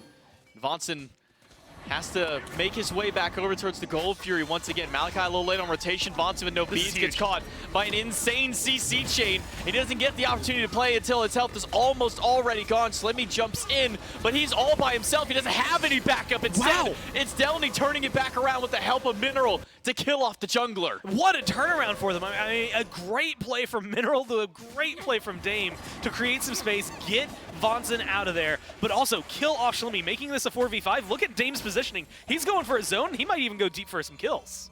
Dame zoning away in my Zen at the very least. Gold Fury keeps getting leashed back and forth by the neighborhood. No commitment to going to the objective just yet. Instead, it's a bit of a retreat, maybe. A force fight against Jumpa. Spear ball off the mark. Stun is good. Lightning Storm drops down in 2. But these tanks aren't taking a whole lot of damage just yet. Now Dashboard is the one in danger as Downey closes the gap, closes out the health bar of the support, and now it's El Leon in danger, running for his life with the wing gust as the tanks will chase him down. Vonnie will jump right on top of him and take out the mid laner, another 2-kill swing. There's no way to describe the last 2 engagements other than just being outplayed, right? Nobody's favorite had 2 scenarios where there were 2 kills that they absolutely should have gotten, and it should have been a huge advantage for them. And in both of them, they are the ones who ended up losing somebody. It was Schlimmy first, and then of course the last 2 that we just saw. And that's just, it's almost unforgivable at this point, right? Like, you had such a distinct advantage, a wide opening for you, and you just watch it slip through your fingers. A really, really great set of plays from Neighborhood to be able to peel for everybody the way they did. I mean, Jumpa, I think, should have been 10 times out of 10 there, and being able to walk away, it just showcases how well this team is executing together. The damage numbers that Jumpa was able to put out as well, using his ult, things like that. It just showcases a lot of where their minds are at and how focused they are. Highlighted there by Doug, but we were sitting at that 2,500 golden XP, kind of flat line for the last 10 or so minutes of the game. Quick spike up here, 7,300 XP, nearly 6,000 gold, and just look at that steep climb up there right in this last minute or so play. So far, it's kind of plateaued itself just a little bit, but tier 1 tower in left goes down. El Leon in mid will also go down. An ult in by Dashboard, but he is all by himself, and I don't think that he wants to fight into Dame and Jumpa just yet. Downey will maintain this 2-level lead in the solo lane, and a 2-level lead in the jungle as well. Dame finally able to get a nice little lead for himself over Schlemmy. Yeah, but not only a nice lead, but I mean, 4-0-4. Dame has had more to do this game in the 17 minutes it's been going on than the entirety of the last game that we saw on the Susano. It's just a lot more impactful, a lot higher level of play, and a lot more precise with where this damage is going, where his ults are being launched. It's created a lot of scenarios for the rest of the Neighborhood as well as himself in order to secure these kills and continue these fights. And it's a breath of fresh air. I think that Dame has showcased exactly why he's someone to be worried about in this jungle. And I think being able to watch this Nemesis, it goes to show that it hasn't just been the one trick, right? It was the Gilgamesh that had been working out really well. And after that Susano game, I was a little worried about whether or not we were going to see something that could match that impact. And this has been exactly what I want out of this Nemesis all game. I think this maybe even calms the nerves of Mifflin a little bit, who was kind of worried that this Nemesis was on a team with Jumpa, but not in Jumpa's hands. We can see that Dame is putting in some good work. Not quite the 11-0 that we saw from Jumpa at the start of the week so far, but still sitting 4-0-4, and Erendite finished up along with that Hydra's Lament, an item that's become very popular for some of these auto-attack canceling style junglers here. The extra 10% pin added to it makes it such a nice item. What was kind of a bit of a luxury item on some gods, an item that was semi-core for others, is now becoming a little bit more prominent. Slemmy's health bar is getting a little bit lower. The silence from the Dark Portal, the damage, plus Downey's ultimate erase the jungler off the map. They take out yet another tier 1 tower in the Neighborhood, who were only initially in this to kind of slow things down and hold out, have exploded a lead out of nowhere. And now they can go for this Fire Giant. Dame is here. The Fire Giant, though, it's not on this world for much longer. That one is going down quickly to the Neighborhood. And this goes to showcase the differences in comps. The Neighborhood, first off, they have a massive lead to be able to play with, so that Fire Giant is easily warranted. But, you know, you're not too worried about Zen split pushing, and Delny's actually going to go ahead and put a complete stop to it over here and make sure that tier 2 tower stays standing. But if there was a Scylla on this team, you're worried about this Imo monster. Even if you know you can kill the Scylla, even if it would be a mistake for the Scylla to walk in and try to go for the steal, you're still a little worried about that potential existing. Whereas with its E-set, she kind of has to get close if she wants to throw that circle of protection down to do anything. Leon, I like the call to just fall back. It's smart from Nobody's Favorite to not engage there, but there was no way the Neighborhood felt any stress from anybody on Nobody's Favorite. Knew that this was a wide opening for them. Now 3 minutes on the power play, all of them in a really comfortable position with the gold lead they've already been able to amass. All of their relics, save for Vonson's, being perfectly fine and ready. Yeah, I think we're about to see some really big fights for Neighborhood. With this very physical heavy composition, Vonson has gone for a Breastplate of Valor for a nice solid bit of physical defense to deal with most of the damage on Nobody's Favorite. Then going for the Wing Blade, so he does get some magic prot to deal with Leon, mostly to kind of ignore that first initial slow that will hit. And there are quite a few of them on this team. Just about every, actually I'm pretty sure every single person on that team has some form of slow to really be able to proc that one and allow Vonson to start diving deep here. But tier 2 and left is gone. Tier 1 and tier 2 mid is gone. Only one tower left standing for the neighborhood to crumble. I don't even know if that's one that is in the minds of the neighborhood right now. Maybe Dame's going over there? No, Dame's just peeking for see if there's a speed buff waiting for him. He wants to steal something. Yeah, I like the idea. I like the mentality. But I think, appreciate even more pushing up the minions, going for the Oni Fury, and just trying to continue this lead. Look, you've got 2 minutes to play around with. This feels like it should be a reset, finish off some items. At this point, Jumpa should be able to afford getting the full Ob Shard, have a huge spike there. Dame's going to be able to scoop up himself a Serrated Edge in full. And so, again, a large power spike opening things up. And then you can reset and push with the Oni minion waves, which is going to make it a little easier to sneak into those Phoenixes. That brings us over to the discussion that always happens here, J-Mac. What about the Phoenix defense for nobody's favorite? I don't know how much I like them fighting in the jungle. I do think with Dashboard's ult and some really good, dispositioning of their team, you could really throw the neighborhood by landing in the middle or landing on the back line. It's just going to be difficult to accomplish something like that without them noticing and reading the way the fight's going to flow out. But you look at this, you've got a really, really good mage for defending close, narrow quarters there in Elion. At least Spirit Balls should be able to connect. Circle of Protection should be able to do a lot for your team and against them. If Slimmy can get into the back line, even just for a second to get a kill or some hits on the jumper, force them out of the fight, it'll make a big difference. But so far, Dame has been the essential piece for piercing through the armor of nobody's favorite. And I think if you can slow the Nemesis down initially, or keep her separated, that's going to be another good one. Or that'd be big. Don't fight the Nemesis, maybe is the call here. Slemmy gets a shell, or I should say a shield from El Leon, just from the nature of the silence alone. Left side Phoenix eats a lot of damage here. Ultimate from Jumpa, just a tad off the mark, but it zones away nobody's favorite. It's that way the left side Phoenix can fall. And Dame almost just single-handedly soloed Schlemmy. If it wasn't for the shield that came from Elion's silence, he was a dead man there. Just like Vonson could be a dead man here under this mid-Phoenix. He's eaten a lot of damage, and so is Dashboard Delny. All by himself in the back line, and Dame will finally make his way through. Dashed in, and one basic will take Elion off the map.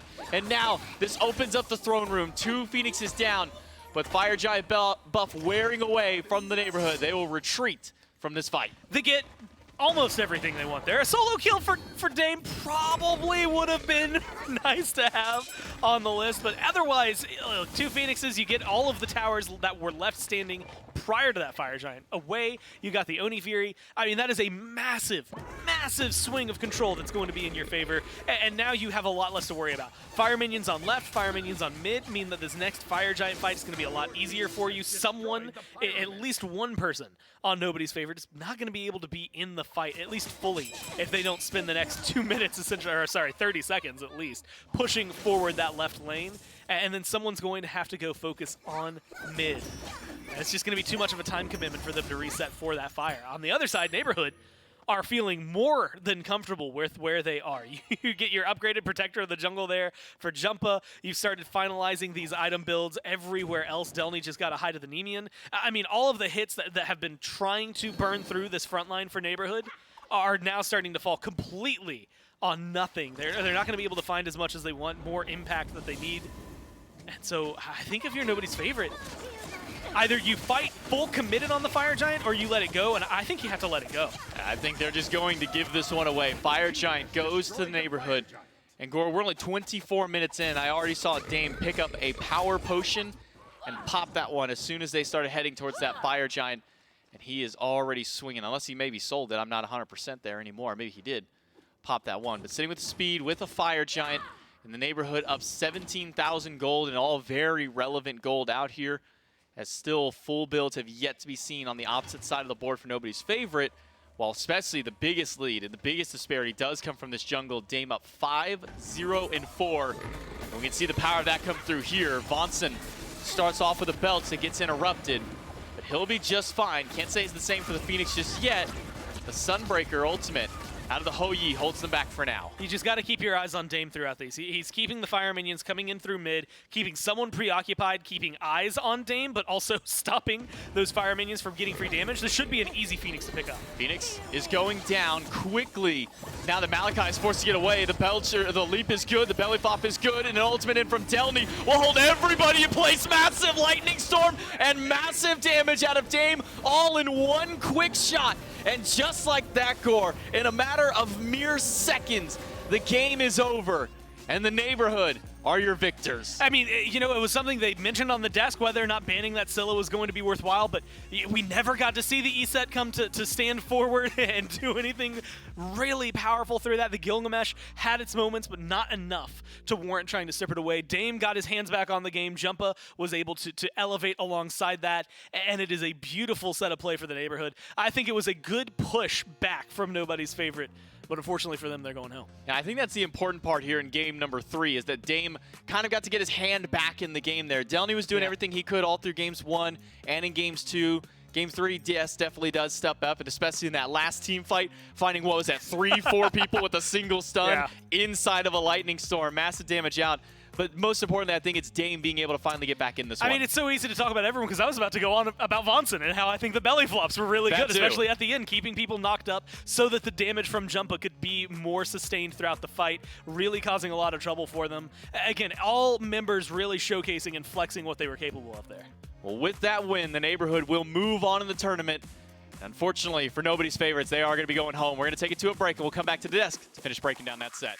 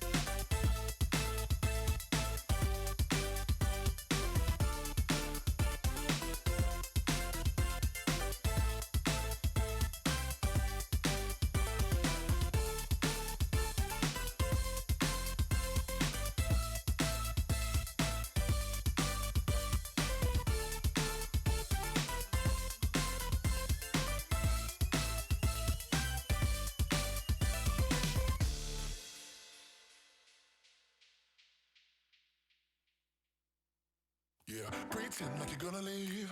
Just one shot of Hennessy. Next thing you're all over me, all over me. We act like we're hard to get, but we know this is imminent. Cause we keep falling right into it, right into it. Oh, we were only fun till you show me love. You bring me up into the place I love, the place I love. I can't control myself because I'm very dust. I can't control myself because I'm very dust. I can't control myself because I'm very dust. I can't control myself because I'm very dust. I can't control myself.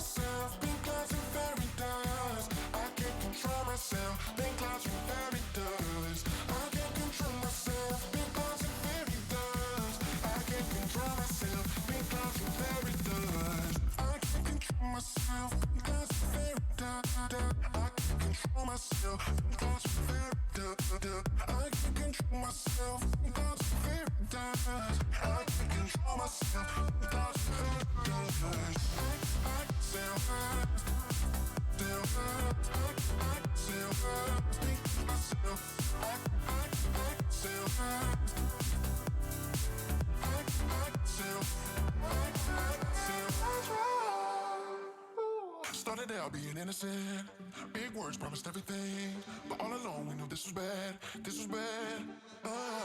Gotta end, gotta make it stop. We can't pretend that this is love, but then we touch and it all gets lost in pink clouds and fairy dust.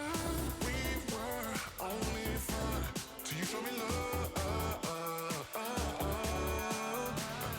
You bring me up into the place I love, the place I love.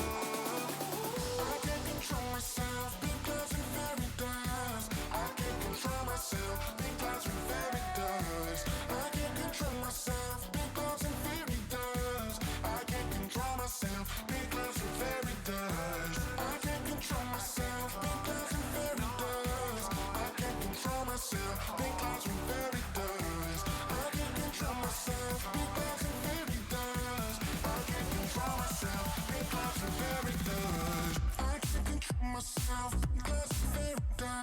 I can't control myself, pink clouds and fairy dust. I can't control myself, pink clouds and fairy dust. I can't control myself, pink clouds and fairy dust.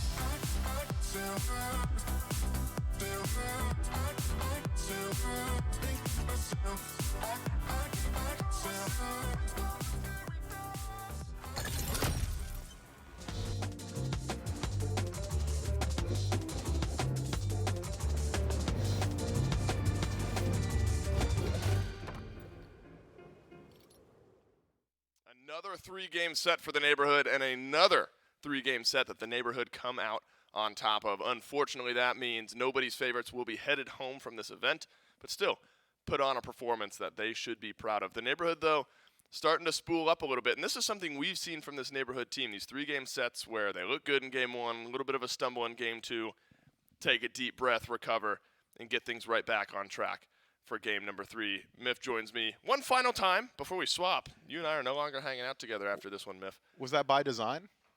Mentally, yes. I have dealt with you as much as I can this week, and I had to take a break by the end of it. What did you see here in game 3 from the neighborhood that you liked? It really was like they just traded games back and forth. The stylings of the wins were very similar. Game 1, it was a very tight early game that immediately gets blown open at around the 10-minute mark. And then in game 2, it's the exact same thing. And then in game 3, it's circled all the way back, and the neighborhood takes it this time around. I think it's just really was nobody's favorite, not putting a lot of respect on the key pieces of the draft that the neighborhood were able to pick up. Specifically, who you're seeing on the screen right now, Delny on this Amaterasu is an issue. That man is a threat. You can't let him keep getting away with that. Like that is something that needs to be addressed in the P's and B's. Jumpa Zeus, we've seen Zeus lose exactly once this week. And that's it. Maybe there's a little bit of data out there that people need to start evaluating. This Zeus pick has been incredibly strong for this team as well. The neighborhood just, once they got their lead, just kept their shoe on the throats of their opposition, man. They never let go of that aggression.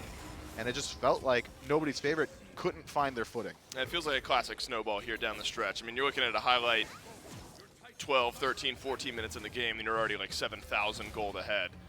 Things just kind of spiral out of control from that point on. I agree with you, though, Miff. I think a lot of eyebrow raising for me as far as just the fact that the neighborhood are able to get Amaterasu, they're able to get Zeus. I mean, those two picks especially, I think, in every single game this set. And then even in the loss, right? And in the game 2 loss, it's not like the Amaterasu suddenly looked bad. I think Delny played 3 good the Zeus did, games. Right, the tough game in game 2. But I think, and we wondered if it could potentially be a role swap. Dame showed us he deserves to play the NEM as well. 6:07 here in the all-important game number 3, and then Delny undying at 5:06 as well. Always got to shout out the backliners, right? It's not only you junglers that get everything done. I think Mineral. Well, it's mostly. It was a quiet set from the ADC, but was still able to provide the damage at the points necessary. And, you know, I always like looking at damage because small brain backline or those sorts of things. The damage numbers were big for the neighborhood here in this set. They really were, man. But I feel like there are some weaknesses that have been exposed for this team that I think a lot of other squads are probably going to keep their eyes on. I'm not going to say it out loud because I feel like that's a little bit messed up. Don't want to call people out individually, but there's some I feel like things. that's literally your job. Okay, you're right. The duo lane has been struggling for the neighborhood, right? Like a lot of these other squads have win conditions in the long lane. I'm talking about like Samsara, that aggressive style of play. I feel like this is a team very clearly in the neighborhood that plays through the mid 3v3, and that is exploitable, and it's something that I think they're going to have to address if they want to start gearing up and preparing for these SPL promotion matches. God, Niff, that is so mean. I didn't want to say it, bro. You dragged it out of me. You literally dragged it out of me. Good news is the duo lane from the neighborhood isn't standing by for the post-game interview. It is Dame, the jungler for the neighborhood, hanging out with me after a big Game 3 win. Congrats on moving on in the lower bracket, Dame, first and foremost. Miff and I were talking about it a little bit there. Were you surprised at all that all set long and almost all week long you've been getting the Amaterasu, you've been getting the Zeus? Surprised teams haven't been taking it away. I'm not going to lie. I don't know what they was on, but they gotta work on that. That was crazy. Yeah, if you're getting Ama every game, I think Delny's gonna take it. You know, Zeus has only lost one game all week. It has just worked out from you guys. Talk to me about you personally, though. Coming into this week, you play mid, I think, for one set, and then you rotate over to jungle. How's that been for you, the swap? Well, we only had the swap because our actual mid laner couldn't show up for the first couple days. Then he ended up not showing up entirely.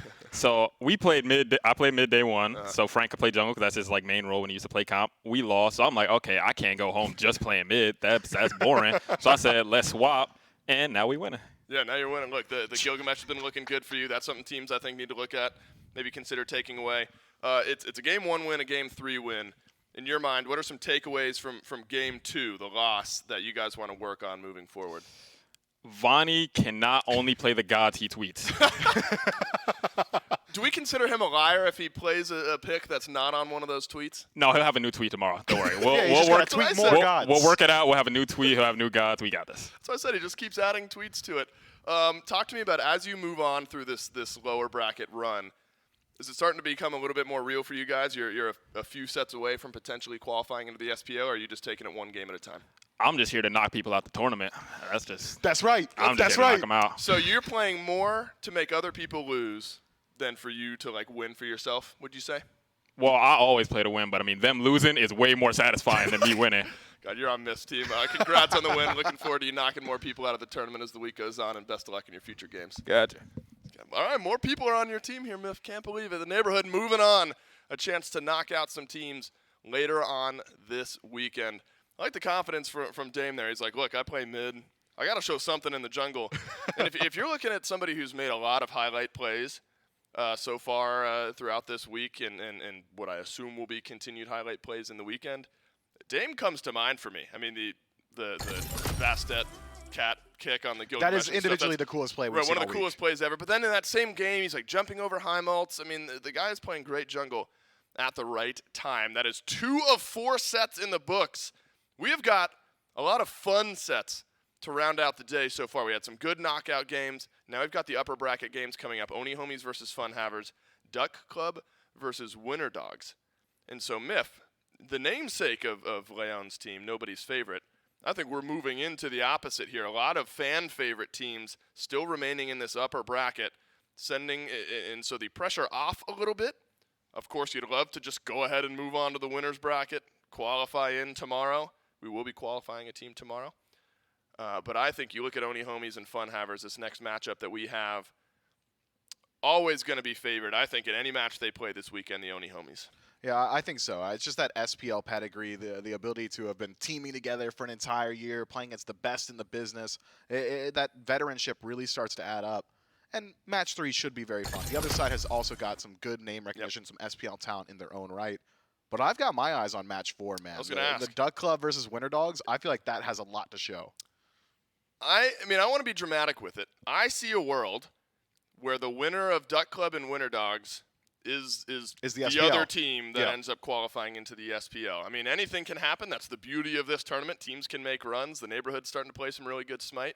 But if you're talking purely seeding and favorites, our 4th match of the day has a lot of implications. But before we get there, we got to watch the Oni homies and the Fun Havers back in action. Our third set of the day coming up.